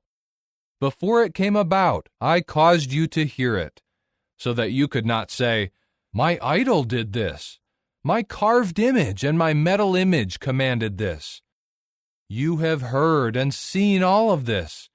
Will you not declare it? From now on, I am announcing new things to you, guarded secrets that you have not known. Only now are they being created, and not long ago, things that you never heard before today, so that you cannot say, 'Look, I already know them.' No, you have not heard, you have not known, and in the past your ears were not opened. For I know that you are very treacherous, and you have been called a transgressor from birth. But for the sake of my name I will hold back my anger. For my own praise I will restrain myself toward you, and I will not do away with you. Look, I have refined you, but not in the form of silver. I have tested you in the smelting furnace of affliction. For my own sake I will act. For how could I let myself be profaned? I give my glory to no one else. Listen to me, O Jacob and Israel, whom I have called. I am the same one. I am the first. I am also the last. My own hand laid the foundation of the earth, and my right hand spread out the heavens. When I call to them, they stand up together. Gather together, all of you, and listen. Who among them has announced these things? Jehovah has loved him. He will carry out his delight against Babylon, and his arm will come against the Chaldeans. I myself have spoken, and I have called him. I have brought him, and his way will be successful. Come near to me, and hear this. From the very start, I have not spoken in secret. From the time it happened, I was there.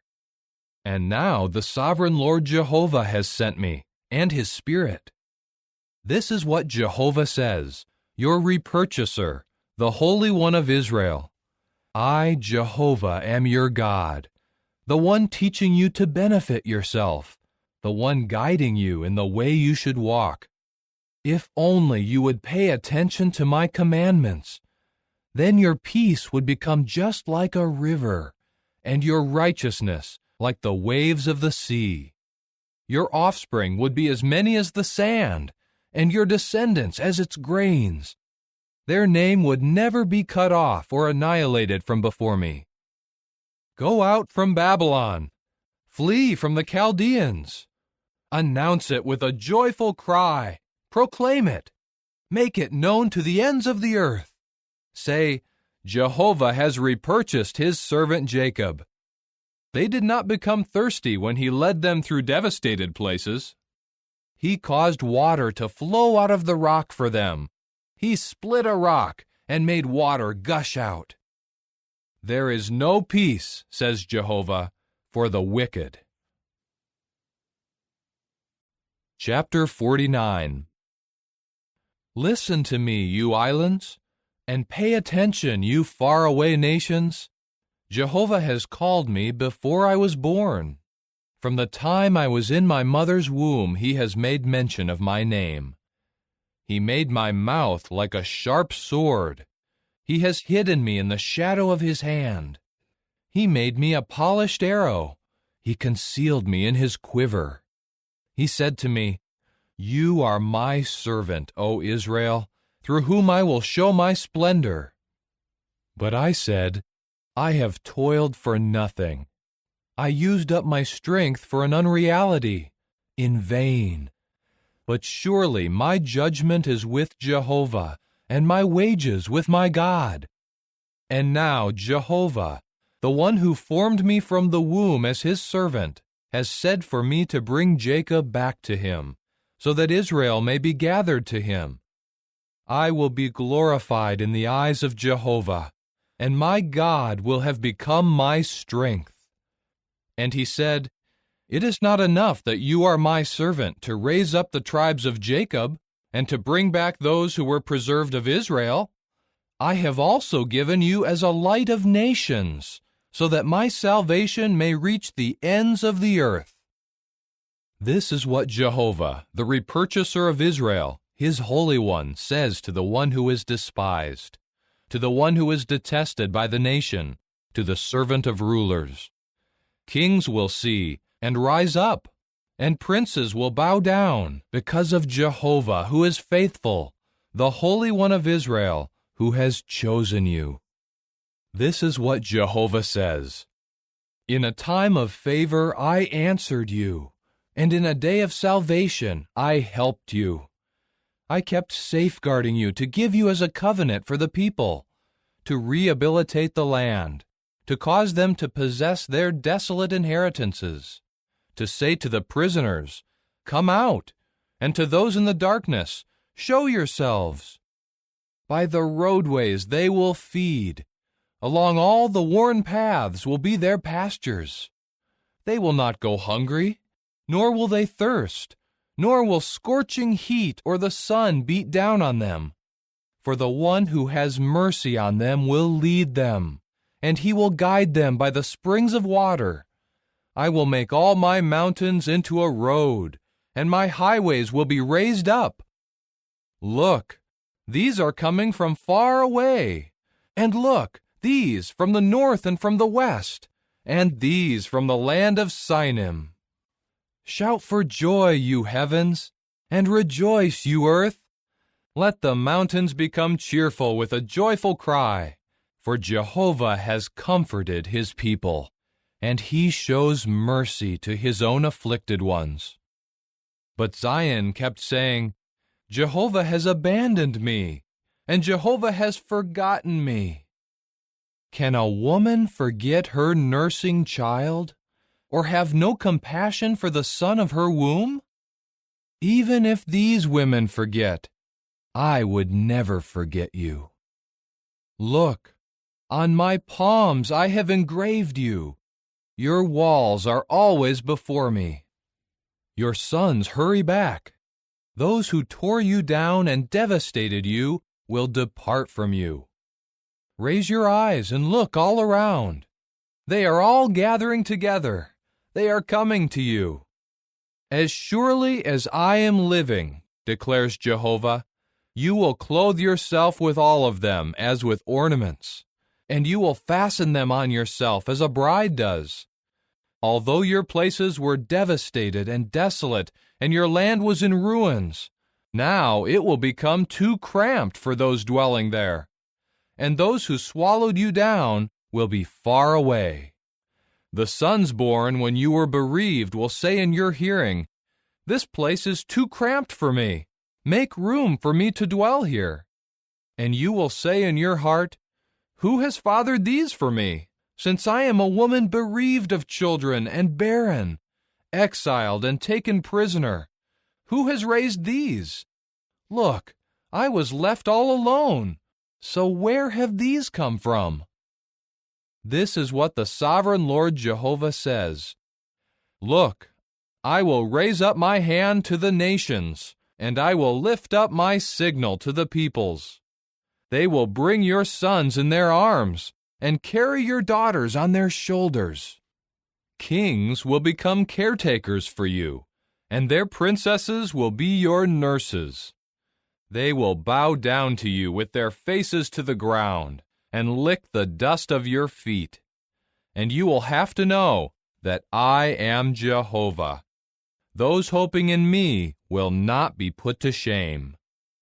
Can those already captured be taken from a mighty man? Or can the captives of the tyrant be rescued? But this is what Jehovah says. Even the captives of a mighty man will be taken away, and those captured by the tyrant will be rescued. I will oppose those who oppose you, and I will save your own sons. I will make those who mistreat you eat their own flesh, and as with sweet wine, they will become drunk with their own blood. And all people will have to know that I am Jehovah, your Savior and your repurchaser, the powerful one of Jacob. Chapter 50. This is what Jehovah says. Where is the divorce certificate of your mother, whom I sent away? Or to which of my creditors did I sell you? Look, it was because of your own errors you were sold, and because of your own transgressions your mother was sent away. Why then was no one here when I came? Why did no one answer when I called? Is my hand too short to redeem, or is there no power in me to rescue? Look, with my rebuke I dry up the sea. I make rivers a desert. Their fish rot for lack of water, and they die because of thirst. I clothe the heavens with gloom, and I make sackcloth their covering. The sovereign Lord Jehovah has given me the tongue of those taught, so that I may know how to answer the tired one with the right word. He awakens me morning by morning. He awakens my ear to listen like the taught ones. The sovereign Lord Jehovah has opened my ear, and I was not rebellious. I did not turn in the opposite direction. I offered my back to those striking me, and my cheeks to those who plucked them bare. I did not hide my face from humiliating things and from spit. But the sovereign Lord Jehovah will help me. That is why I will not feel humiliated.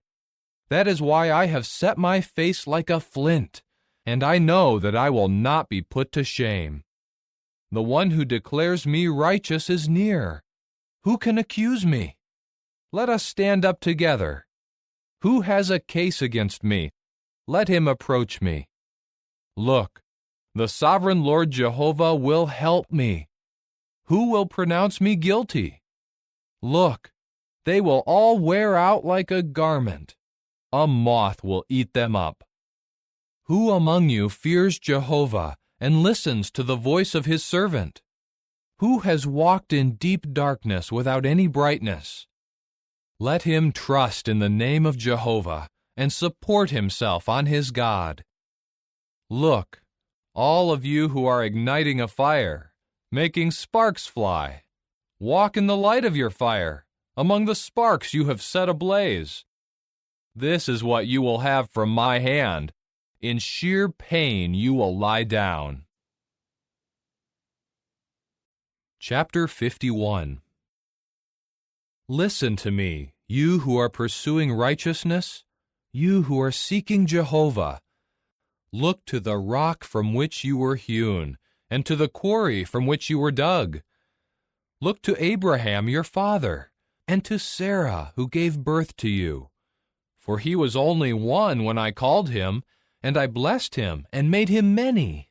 For Jehovah will comfort Zion. He will bring comfort to all her ruins, and he will make her wilderness like Eden, and her desert plain like the garden of Jehovah. Exultation and rejoicing will be found in her, thanksgiving and melodious song. Pay attention to me, O my people, and give ear to me, my nation. For a law will go out from me, and my justice I will establish as a light to the peoples. My righteousness draws near. My salvation will go out, and my arms will judge the peoples. In me the islands will hope, and for my arm they will wait. Raise your eyes to the heavens, and look at the earth below. For the heavens will disperse in fragments like smoke. The earth will wear out like a garment, and its inhabitants will die like gnats. But my salvation will be eternal, and my righteousness will never fail. Listen to me, you who know righteousness, the people with my law in their heart. Do not be afraid of the taunts of mortal men, and do not be terrified because of their insults. For a moth will eat them up just like a garment. The clothes moth will devour them like wool. But my righteousness will last forever, and my salvation for all generations. Awake, awake, clothe yourself with strength, O arm of Jehovah. Awake as in the days of long ago, as in past generations. Was it not you who broke Rahab to pieces, who pierced the sea monster? Are you not the one who dried up the sea, the waters of the vast deep? The one who made the depths of the sea a roadway for the repurchased ones to cross? The redeemed ones of Jehovah will return. They will come to Zion with a joyful cry, and unending joy will crown them. Exultation and rejoicing will be theirs, and grief and sighing will flee away. I myself am the one comforting you.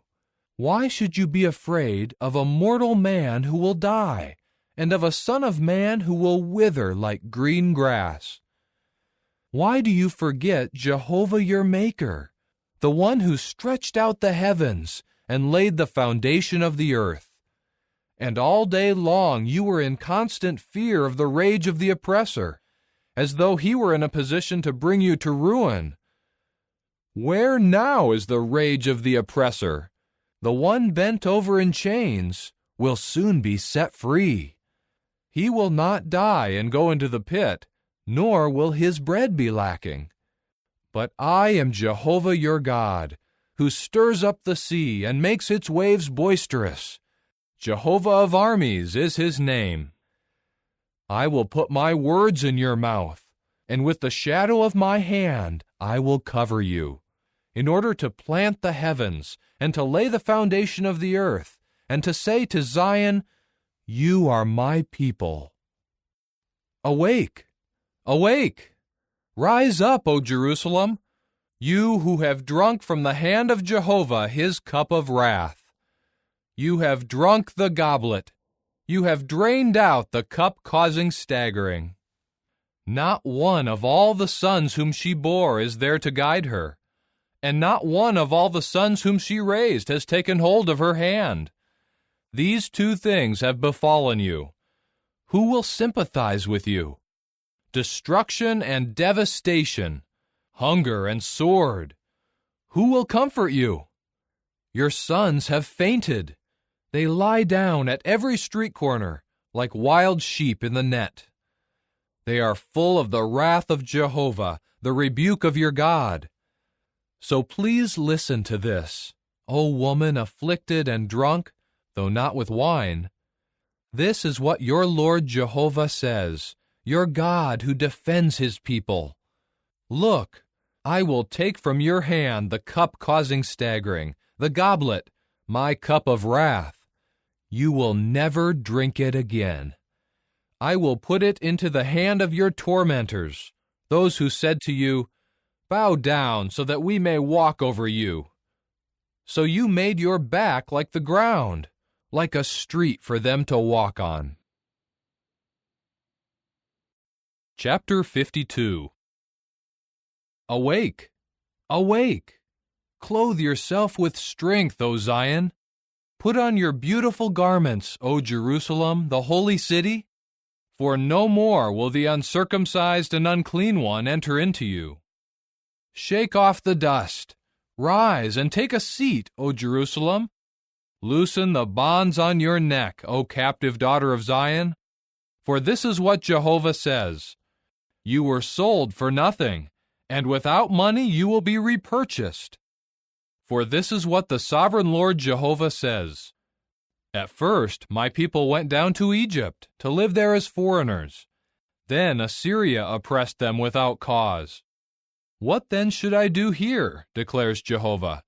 For my people were taken for nothing. Those ruling over them keep howling in triumph, declares Jehovah.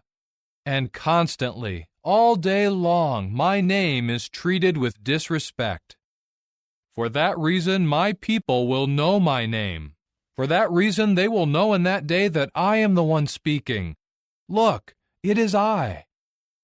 How beautiful on the mountains are the feet of the one bringing good news, the one proclaiming peace, the one bringing good news of something better, the one proclaiming salvation, the one saying to Zion, Your God has become king. Listen, your watchmen raise their voice. In unison they shout joyfully, for they will see it clearly when Jehovah gathers back Zion. Become cheerful. Shout joyfully in unison, you ruins of Jerusalem, for Jehovah has comforted his people. He has repurchased Jerusalem. Jehovah has bared his holy arm before the eyes of all the nations.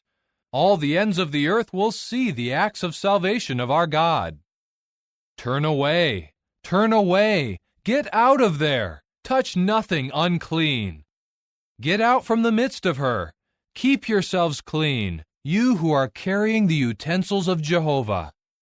For you will not depart in panic, nor will you have to flee. For Jehovah will go ahead of you, and the God of Israel will be your rear guard. Look, my servant will act with insight. He will be raised up high. He will be elevated and greatly exalted.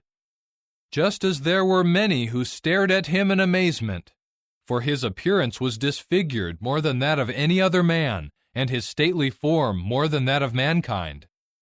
So he will startle many nations. Kings will shut their mouths before him, because they will see what they had not been told, and give consideration to what they had not heard. Chapter 53. Who has put faith in the thing heard from us? And as for the arm of Jehovah, to whom has it been revealed?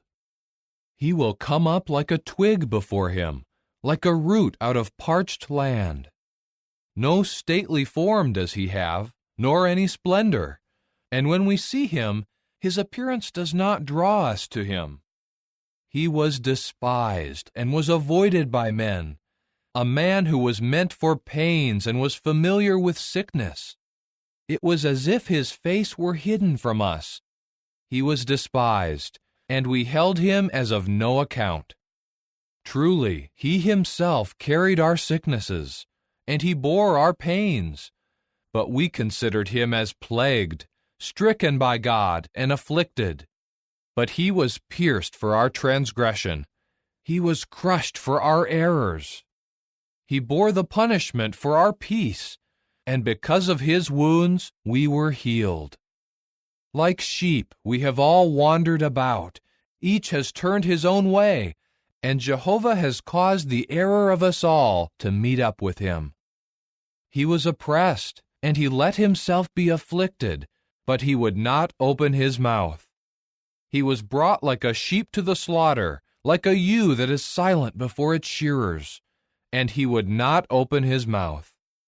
Because of restraint and judgment he was taken away. And who will concern himself with the details of his generation?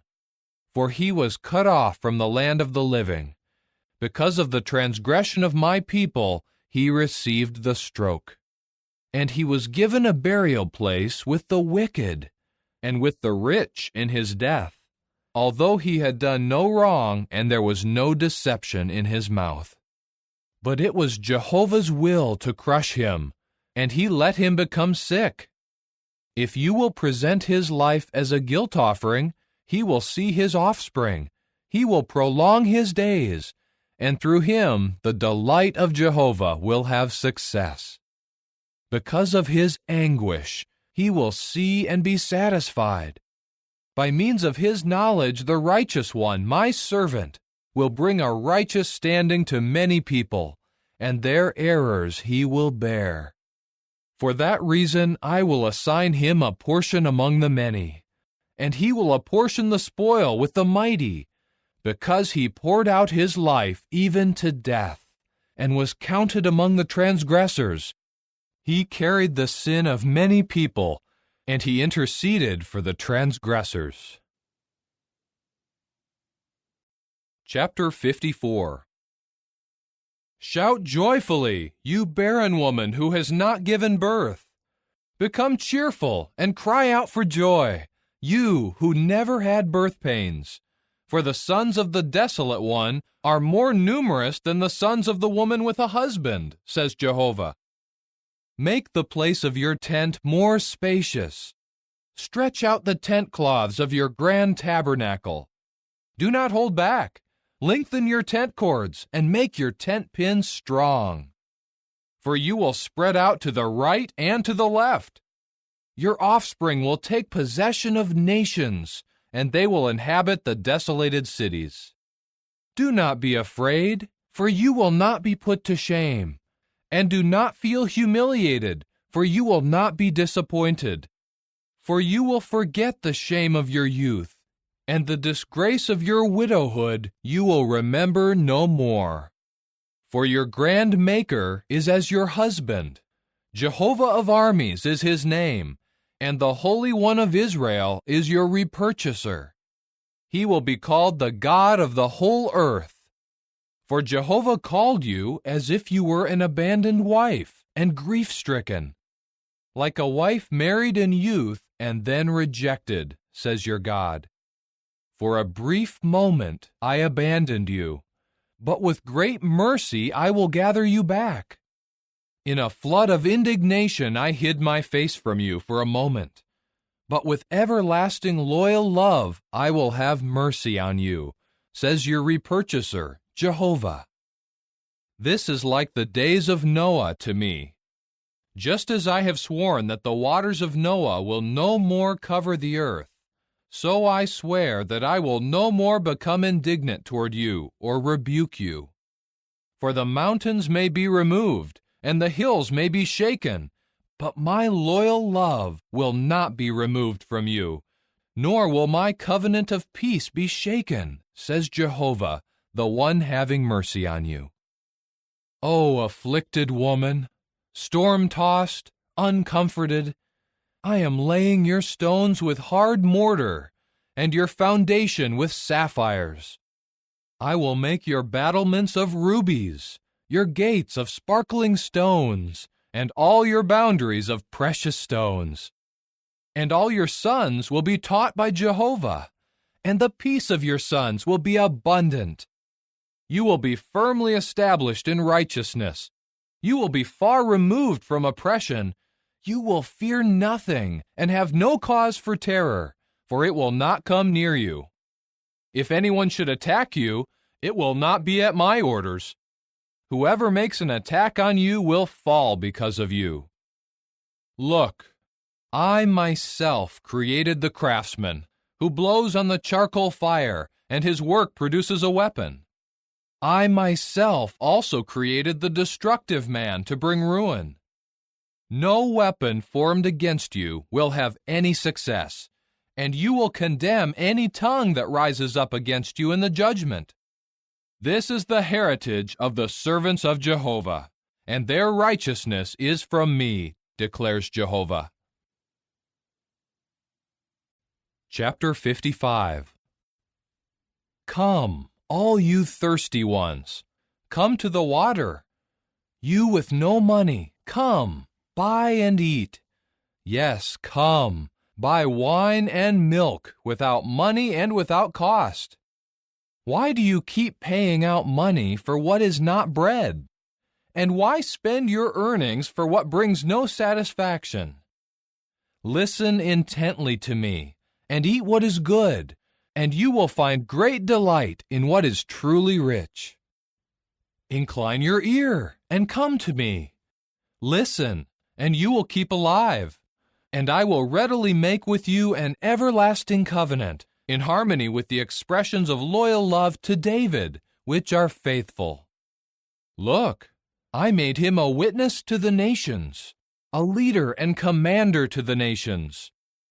Look, you will call a nation that you do not know, and those of a nation who have not known you will run to you, for the sake of Jehovah your God, the Holy One of Israel, because he will glorify you. Search for Jehovah while he may be found. Call to him while he is near. Let the wicked man leave his way, and the evil man his thoughts. Let him return to Jehovah, who will have mercy on him, to our God, for he will forgive in a large way. For my thoughts are not your thoughts, and your ways are not my ways, declares Jehovah. For as the heavens are higher than the earth, so my ways are higher than your ways, and my thoughts than your thoughts. For just as the rain and the snow pour down from heaven, and do not return there until they saturate the earth, making it produce and sprout, giving seed to the sower and bread to the eater. So my word that goes out of my mouth will be. It will not return to me without results, but it will certainly accomplish whatever is my delight, and it will have sure success in what I send it to do. For you will go out with rejoicing, and in peace you will be brought back. The mountains and the hills will become cheerful before you with a joyful cry, and the trees of the field will all clap their hands. Instead of thorn bushes, the juniper tree will grow, and instead of the stinging nettle, the myrtle tree will grow. And it will bring fame to Jehovah, an everlasting sign that will never perish. Chapter 56. This is what Jehovah says: Uphold justice, and do what is righteous, for my salvation will soon come, and my righteousness will be revealed. Happy is the man who does this, and the Son of Man who holds fast to it, who keeps the Sabbath and does not profane it, and who holds his hand back from any kind of evil. The foreigner who joins himself to Jehovah should not say, Jehovah will surely separate me from his people. And the eunuch should not say, Look, I am a dried-up tree. For this is what Jehovah says to the eunuchs who keep my Sabbaths, and who choose what I delight in, and who hold fast to my covenant. I will give to them in my house, and within my walls, a monument and a name, something better than sons and daughters. An everlasting name I will give them, one that will not perish.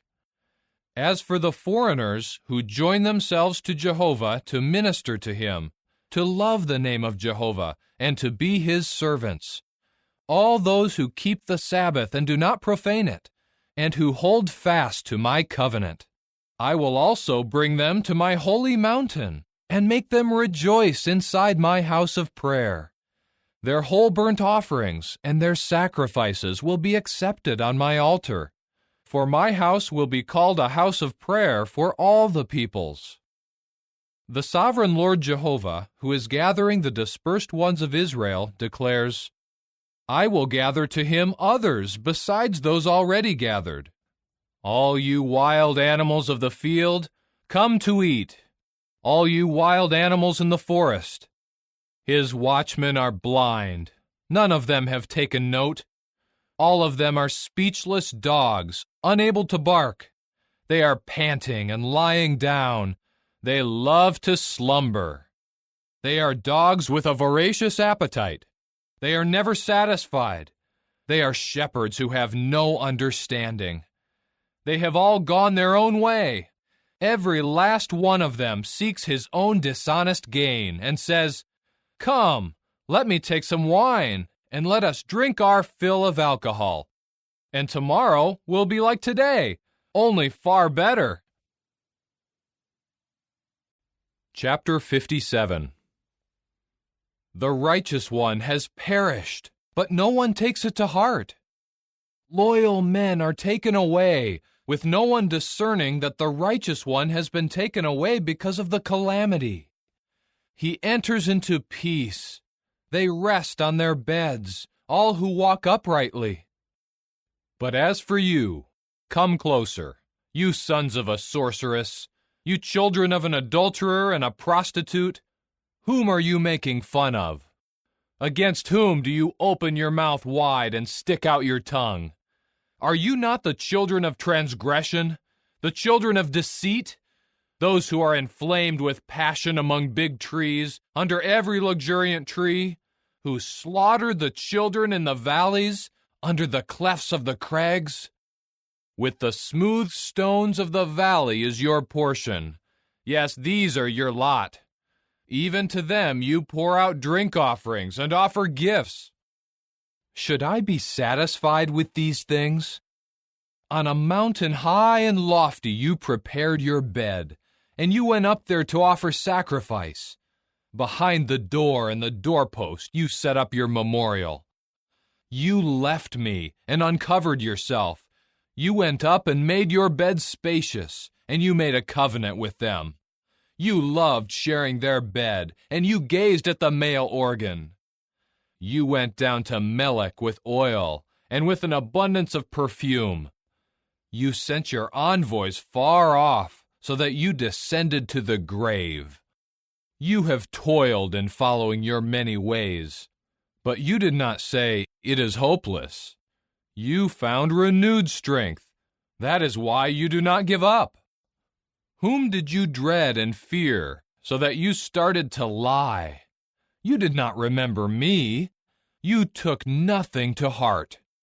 Have I not kept silent and withdrawn? So you showed no fear of me. I will make known your righteousness and your works, and they will not benefit you. When you cry for help, your collection of idols will not rescue you. A wind will carry all of them away. A mere breath will blow them away. But the one who takes refuge in me will inherit the land and will take possession of my holy mountain. It will be said, build up a road, prepare the way, remove any obstacle from the way of my people. For this is what the high and lofty one says, who lives forever and whose name is holy. I reside in the high and holy place, but also with those crushed and lowly in spirit, to revive the spirit of the lowly, and to revive the heart of those being crushed. For I will not oppose them forever, or always remain indignant. For a man's spirit would grow feeble because of me, even the breathing creatures that I have made. I was indignant at his sinful pursuit of dishonest gain, so I struck him. I hid my face, and I was indignant. But he kept walking as a renegade, following the way of his heart. I have seen his ways, but I will heal him, and lead him, and restore comfort to him and to his mourning ones. I am creating the fruit of the lips. Continuous peace will be given to the one who is far away and the one who is near, says Jehovah, and I will heal him. But the wicked are like the restless sea that cannot calm down, and its waters keep tossing up seaweed and mire. There is no peace, says my God, for the wicked. Chapter 58. Call out full-throated. Do not hold back. Raise your voice like a horn. Proclaim to my people their revolt, to the house of Jacob their sins. They seek me day after day, and they express delight to know my ways, as if they were a nation that had practiced righteousness and had not abandoned the justice of their God. They ask me for righteous judgments, delighting to draw close to God. Why do you not see when we fast? And why do you not notice when we afflict ourselves? Because on the day of your fast, you pursue your own interests, and you oppress your laborers. Your fasting ends in quarrels and fights, and you strike with the fist of wickedness. You cannot fast as you do today and have your voice heard in heaven. Should the fast that I choose be like this, as a day for someone to afflict himself, to bow down his head like a rush, to make his bed on sackcloth and ashes? Is this what you call a fast and a day pleasing to Jehovah? No, this is the fast that I choose, to remove the fetters of wickedness, to untie the bands of the yoke bar, to let the oppressed go free, and to break in half every yoke bar. It is to share your bread with the hungry, to bring the poor and homeless into your house, to clothe someone naked when you see him, and not to turn your back on your own flesh. Then your light will shine through like the dawn, and your healing will spring up quickly. Your righteousness will go before you, and the glory of Jehovah will be your rear guard. Then you will call, and Jehovah will answer. You will cry for help, and he will say, Here I am. If you remove from among you the yoke bar, and stop pointing your finger and speaking maliciously, if you grant to the hungry what you yourself desire, and satisfy those who are afflicted, then your light will shine even in the darkness, and your gloom will be like midday. Jehovah will always lead you and satisfy you even in a parched land. He will invigorate your bones, and you will become like a well-watered garden, like a spring whose waters never fail. They will rebuild ancient ruins on your account, and you will restore the foundations of past generations. You will be called the repairer of the broken walls, the restorer of roadways by which to dwell.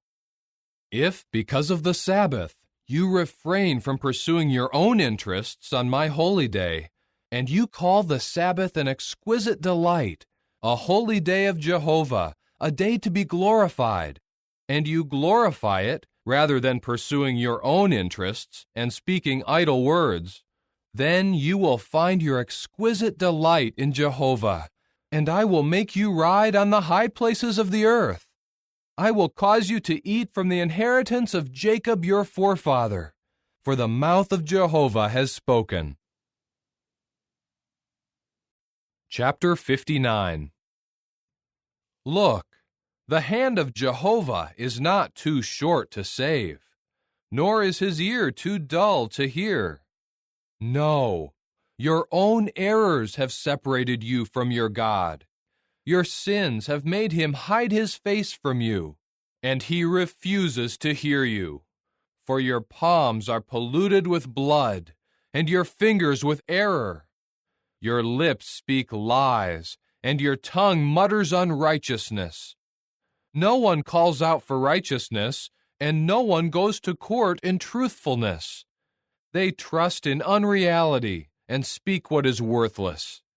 They conceive trouble and give birth to what is harmful.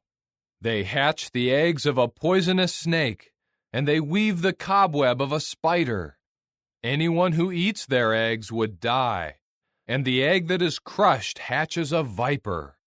Their cobweb will not serve as a garment, nor will they cover themselves with what they make. Their works are harmful, and deeds of violence are in their hands. Their feet run to do evil, and they hurry to shed innocent blood. Their thoughts are harmful thoughts. Ruin and misery are in their ways. They have not known the way of peace, and there is no justice in their tracks. They make their roadways crooked. No one treading on them will know peace. That is why justice is far away from us, and righteousness does not overtake us. We keep hoping for light, but look, there is darkness. For brightness, but we keep walking in gloom. We grope for the wall like blind men. Like those without eyes, we keep groping. We stumble at high noon as in evening darkness. Among the strong, we are just like the dead.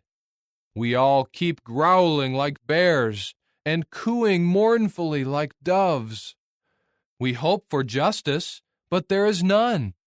For salvation, but it is far away from us. For our revolts are many before you. Each of our sins testifies against us. For our revolts are with us. We well know our errors. We have transgressed and denied Jehovah. We have turned our backs on our God. We have spoken of oppression and revolt. We have conceived lies and muttered false words from the heart. Justice is driven back, and righteousness stands far off.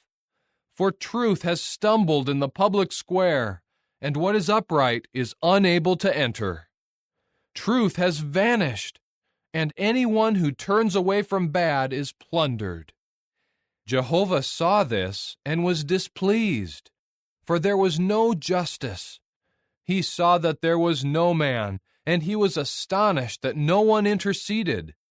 So his own arm brought about salvation, and his own righteousness supported him. Then he put on righteousness like a coat of mail, and the helmet of salvation on his head. He put on the garments of vengeance as his clothing, and wrapped himself with zeal like a coat. He will reward them for what they have done. Wrath to his adversaries, retribution to his enemies, and to the islands he will repay their due. From the sunset they will fear the name of Jehovah, and from the sunrise his glory. For he will come in like a rushing river, which the Spirit of Jehovah drives along. To Zion the repurchaser will come, to those in Jacob who turn from transgression, declares Jehovah. As for me, this is my covenant with them, says Jehovah. My Spirit that is on you, and my words that I have placed in your mouth, they will not be removed from your mouth, from the mouth of your children, or from the mouth of your grandchildren, says Jehovah, from now on and forever. Chapter 60. Arise, O woman, shed light, for your light has come. The glory of Jehovah shines on you. For look, darkness will cover the earth, and thick gloom the nations. But on you Jehovah will shine, and on you his glory will be seen.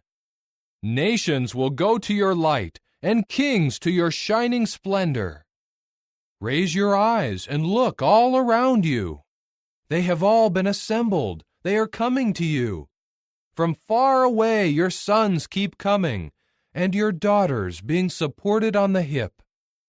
At that time you will see and become radiant, and your heart will throb and overflow, because the wealth of the sea will be directed to you. The resources of the nations will come to you.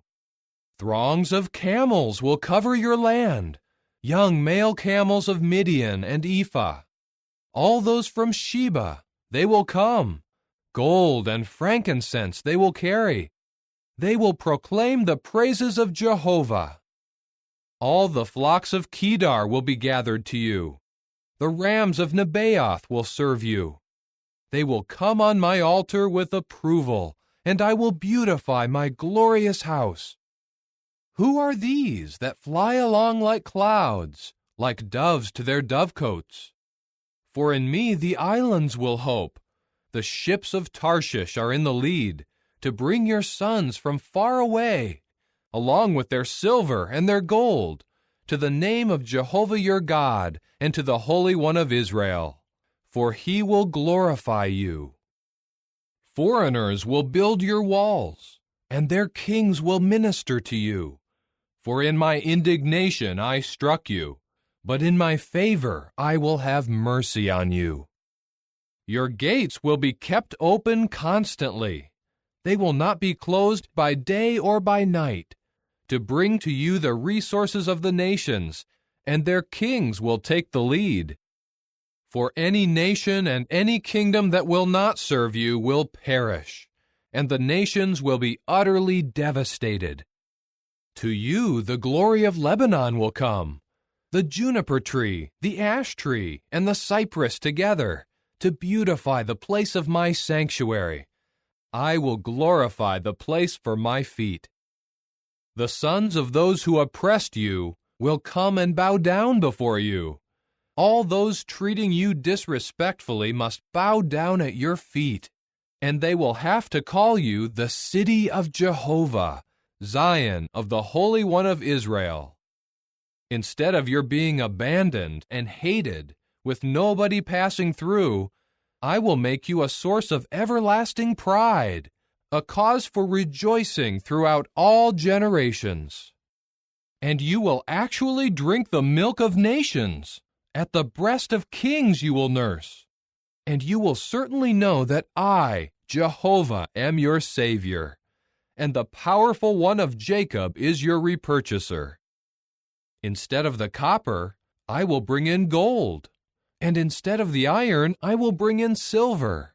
Instead of the wood, copper, and instead of the stones, iron, And I will appoint peace as your overseers, and righteousness as your task assigners. No more will violence be heard in your land, or destruction and ruin within your boundaries. And you will call your walls salvation, and your gates praise.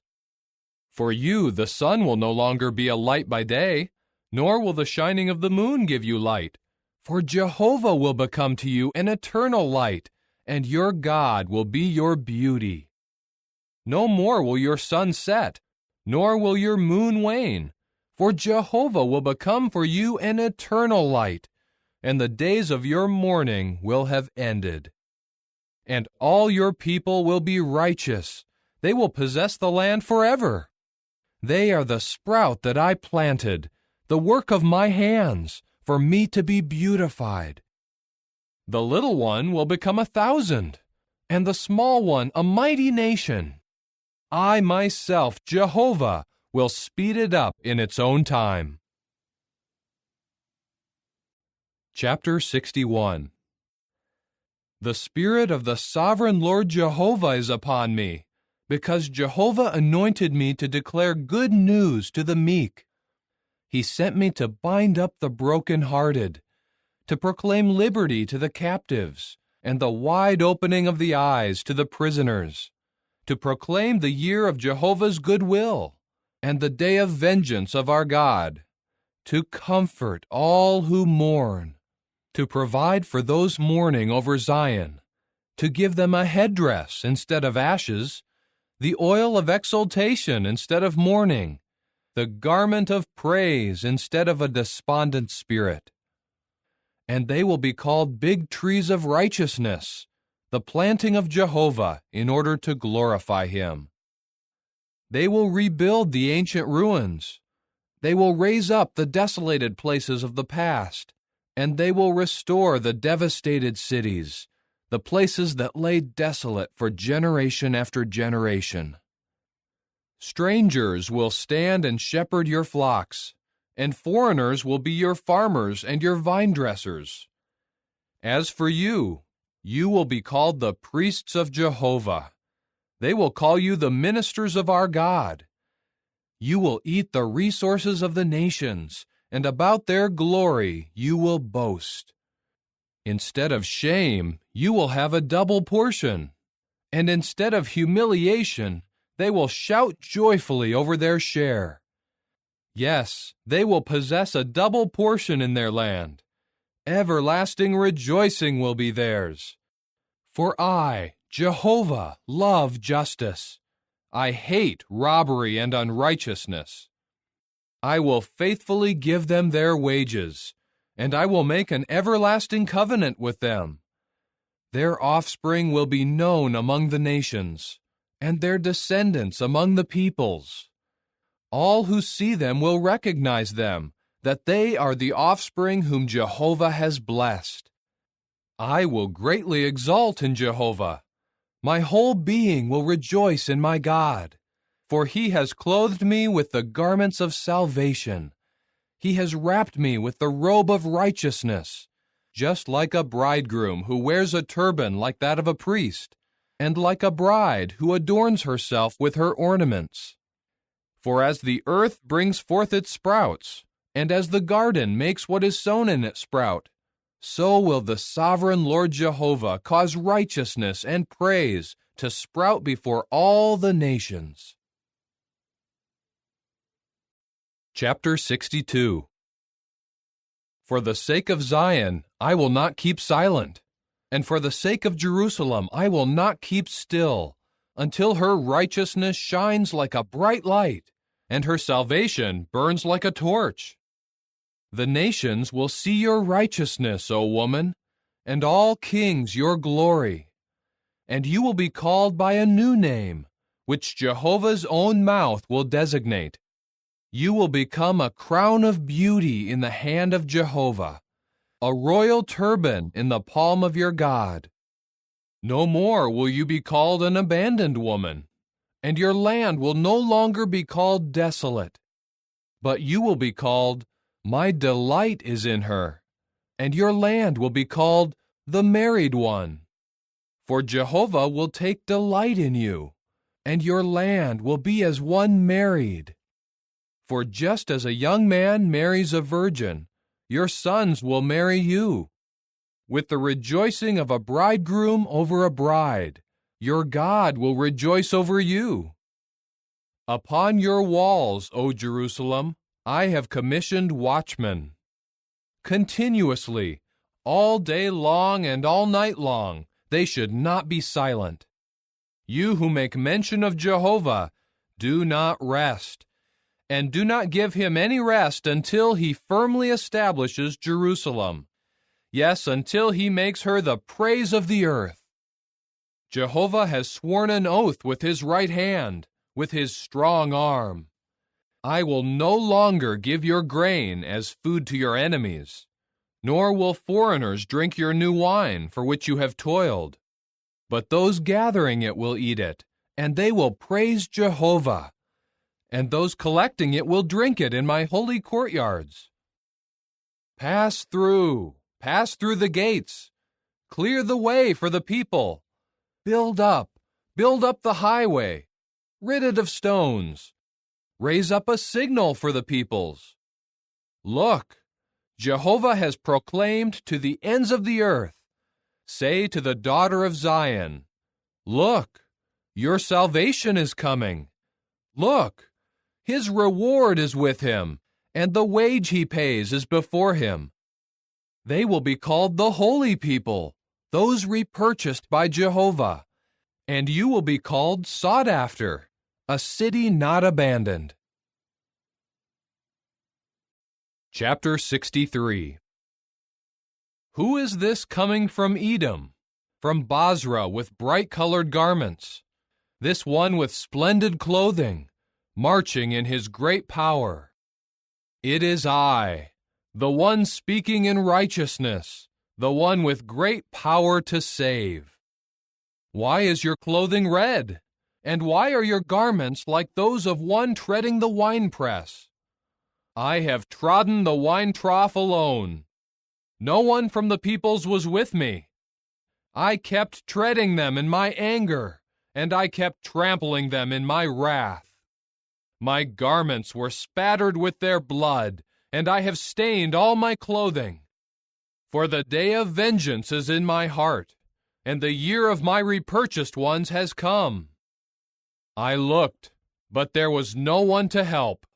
I was appalled that no one offered support. So my arm brought me salvation, and my own wrath supported me. I trampled peoples in my anger. I made them drunk with my wrath, and poured out their blood on the ground. I will mention Jehovah's acts of loyal love, the praiseworthy acts of Jehovah, because of all that Jehovah has done for us, the many good things he has done for the house of Israel, according to his mercy and his great loyal love. For he said, surely they are my people, sons who will not be disloyal. So he became their Savior. During all their distress, it was distressing to him, and his own personal messenger saved them. In his love and compassion he repurchased them, and he lifted them up and carried them all the days of old. But they rebelled and grieved his Holy Spirit. He then turned into their enemy, and he fought against them. And they remembered the days of old, the days of Moses his servant. Where is the one who brought them up out of the sea with the shepherds of his flock? Where is the one who put within him his Holy Spirit? The one who made his glorious arm go with the right hand of Moses? The one who split the waters before them to make an everlasting name for himself? The one who made them walk through the surging waters, so that they walked without stumbling, like a horse in the open country? Just like livestock when they go down into the valley plain, the Spirit of Jehovah made them rest. This is how you led your people, to make a majestic name for yourself. Look down from heaven and see, from your lofty abode of holiness and glory. Where are your zeal and your mightiness, the stirring of your compassions and your mercy? They are withheld from me. For you are our Father. Although Abraham may not know us, and Israel may not recognize us, you, O Jehovah, are our Father. Our repurchaser of long ago is your name. Why do you, O Jehovah, let us wander from your ways? Why do you let our hearts become hard, so that we do not fear you? Return for the sake of your servants, the tribes of your inheritance. Your holy people possessed it for a short time. Our adversaries have trampled on your sanctuary. For too long we have become like those you never ruled over, like those never called by your name. Chapter 64. If only you had ripped the heavens apart and come down, so that the mountains would quake because of you, as when a fire ignites the brushwood, and the fire makes the water boil. Then your name would be known to your adversaries, and the nations would tremble before you. When you did awe-inspiring things that we dared not hope for, you came down, and the mountains quaked before you. From of old no one has heard or given ear, nor has any eye seen a God except you, who acts in behalf of those who keep in expectation of him. You have met up with those who joyfully do what is right, those who remember you and follow your ways. Look, you became indignant while we kept sinning. We did so for a long time. Should we now be saved? And we have all become like someone unclean, and all our acts of righteousness are like a menstrual cloth. We will all wither like a leaf, and our errors will carry us off like the wind. There is no one calling on your name, no one who stirs himself to take hold of you, for you have hidden your face from us, and you cause us to waste away because of our error. But now, O Jehovah, you are our Father. We are the clay, and you are our potter. We are all the work of your hand.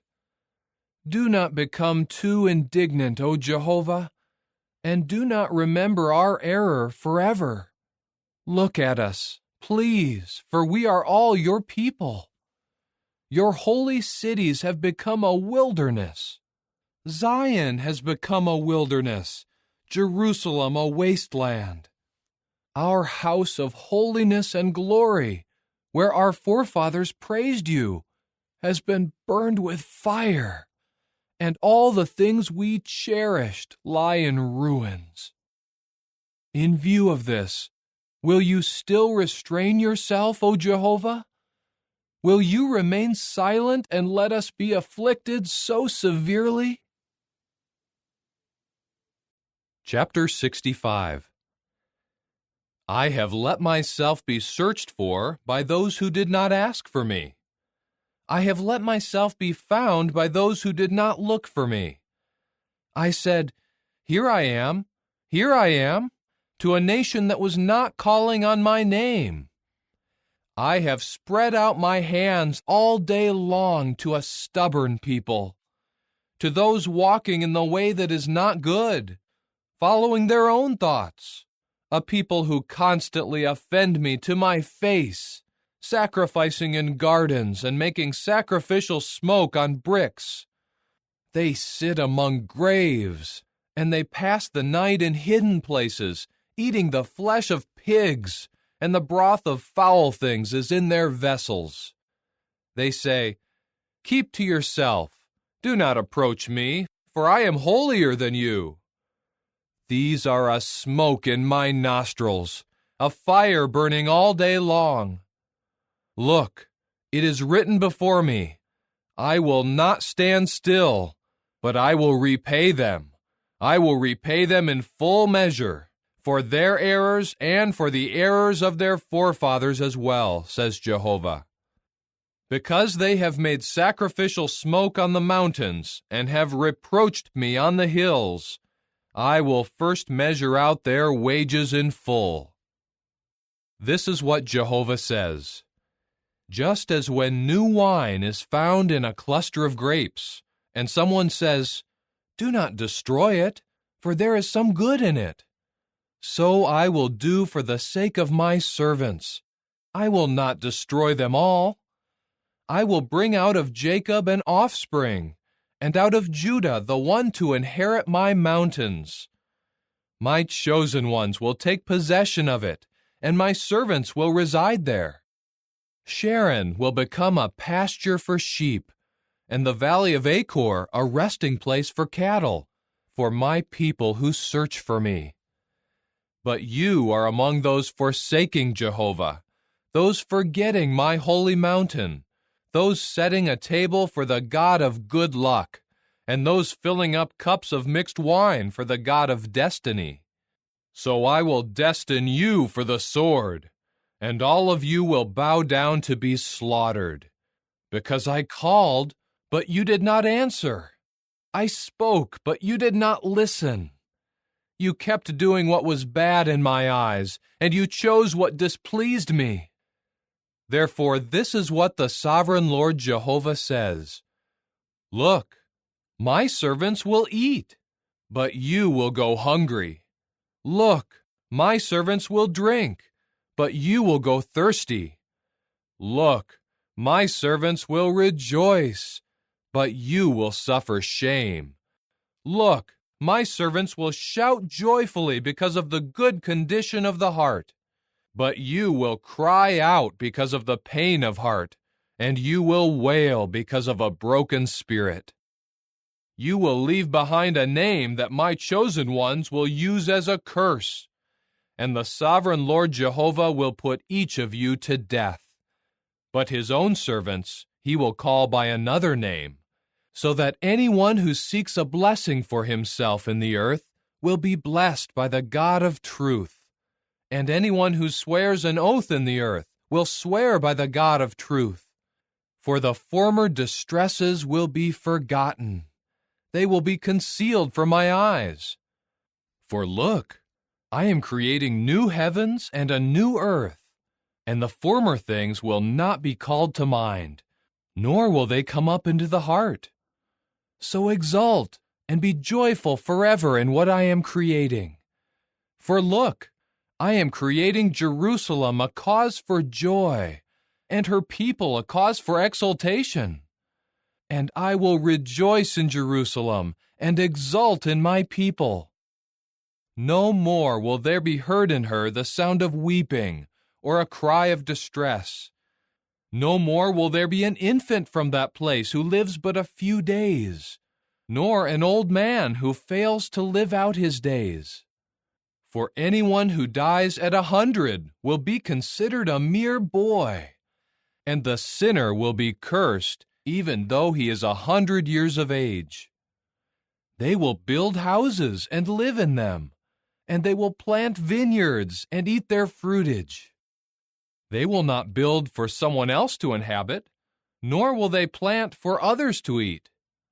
For the days of my people will be like the days of a tree, and the work of their hands my chosen ones will enjoy to the full. They will not toil for nothing, nor will they bear children for distress, because they are the offspring made up of those blessed by Jehovah, and their descendants with them. Even before they call out, I will answer. While they are yet speaking, I will hear. The wolf and the lamb will feed together. The lion will eat straw just like the bull, and the serpent's food will be dust. They will do no harm, nor cause any ruin in all my holy mountain, says Jehovah. Chapter 66. This is what Jehovah says. The heavens are my throne, and the earth is my footstool. Where then is the house that you could build for me? And where is my resting place? My own hand has made all these things, and this is how they all came to be, declares Jehovah. To this one then I will look, to the one humble and broken in spirit, who trembles at my word. The one slaughtering the bull is like one striking down a man. The one sacrificing a sheep is like one breaking the neck of a dog. The one offering a gift, like the blood of a pig. The one presenting a memorial offering of frankincense is like one saying a blessing with magical words. They have chosen their own ways, and they take delight in what is disgusting. So I will choose ways to punish them, and the very things they dread I will bring upon them. Because when I called, no one answered. When I spoke, there were none who listened. They kept doing what was bad in my eyes, and they chose to do what displeased me. Hear the word of Jehovah, you who tremble at his word. Your brothers who hate you and exclude you because of my name said, May Jehovah be glorified. But he will appear and bring you joy, and they are the ones who will be put to shame. There is a sound of uproar from the city, a sound from the temple. It is the sound of Jehovah repaying his enemies what they deserve. Before she went into labor, she gave birth. Before birth pangs came to her, she delivered a male child. Who has ever heard of such a thing? Who has seen such things? Will a land be brought to birth in one day? Or will a nation be born all at once? Yet as soon as Zion went into labor, she gave birth to her sons. Will I bring it to the point of birth, and then not bring it forth, says Jehovah? Or would I cause the birth, and then shut the womb, says your God? Rejoice with Jerusalem, and be joyful with her, all you who love her. Exult greatly with her, all you who are in mourning over her. For you will nurse, and be fully satisfied from her breast of consolation. And you will drink deeply, and find delight in the abundance of her glory. For this is what Jehovah says, Here I am extending to her peace, just like a river, and the glory of nations like a flooding torrent. You will nurse, and be carried on the hip, and you will be bounced on the knees. As a mother comforts her son, so I will keep comforting you. And over Jerusalem you will be comforted. You will see this, and your heart will rejoice. Your bones will flourish just like new grass. And the hand of Jehovah will become known to his servants, but he will denounce his enemies. For Jehovah will come as a fire, and his chariots are like a storm wind, to repay in furious anger, to rebuke with flames of fire. For with fire Jehovah will execute judgment, yes, with his sword, against all flesh, and the slain of Jehovah will be many. Those sanctifying themselves and cleansing themselves to enter the gardens, following one who is in the center, those eating the flesh of pigs and loathsome things and mice, they will all come to their end together, declares Jehovah. Since I know about their works and their thoughts, I am coming to gather people of all nations and languages, and they will come and see my glory. I will set a sign among them, and I will send some of those who escape to the nations, to Tarshish, Pul, and Lud, those who draw the bow, to Tubal and Javan, and to the faraway islands, who have not heard a report about me or seen my glory. And they will proclaim my glory among the nations. They will bring all your brothers out of all the nations as a gift to Jehovah, on horses, in chariots, in covered wagons, on mules, and on swift camels, up to my holy mountain, Jerusalem, says Jehovah, just as when the people of Israel bring their gift in a clean vessel into the house of Jehovah. I will also take some for the priests and for the Levites, says Jehovah. For just as the new heavens and the new earth that I am making will remain standing before me, declares Jehovah, so your offspring and your name will remain. And from new moon to new moon, and from Sabbath to Sabbath, all flesh will come in to bow down before me, says Jehovah. And they will go out and look on the carcasses of the men who rebelled against me. For the worms on them will not die, and their fire will not be extinguished, and they will become something repulsive to all people.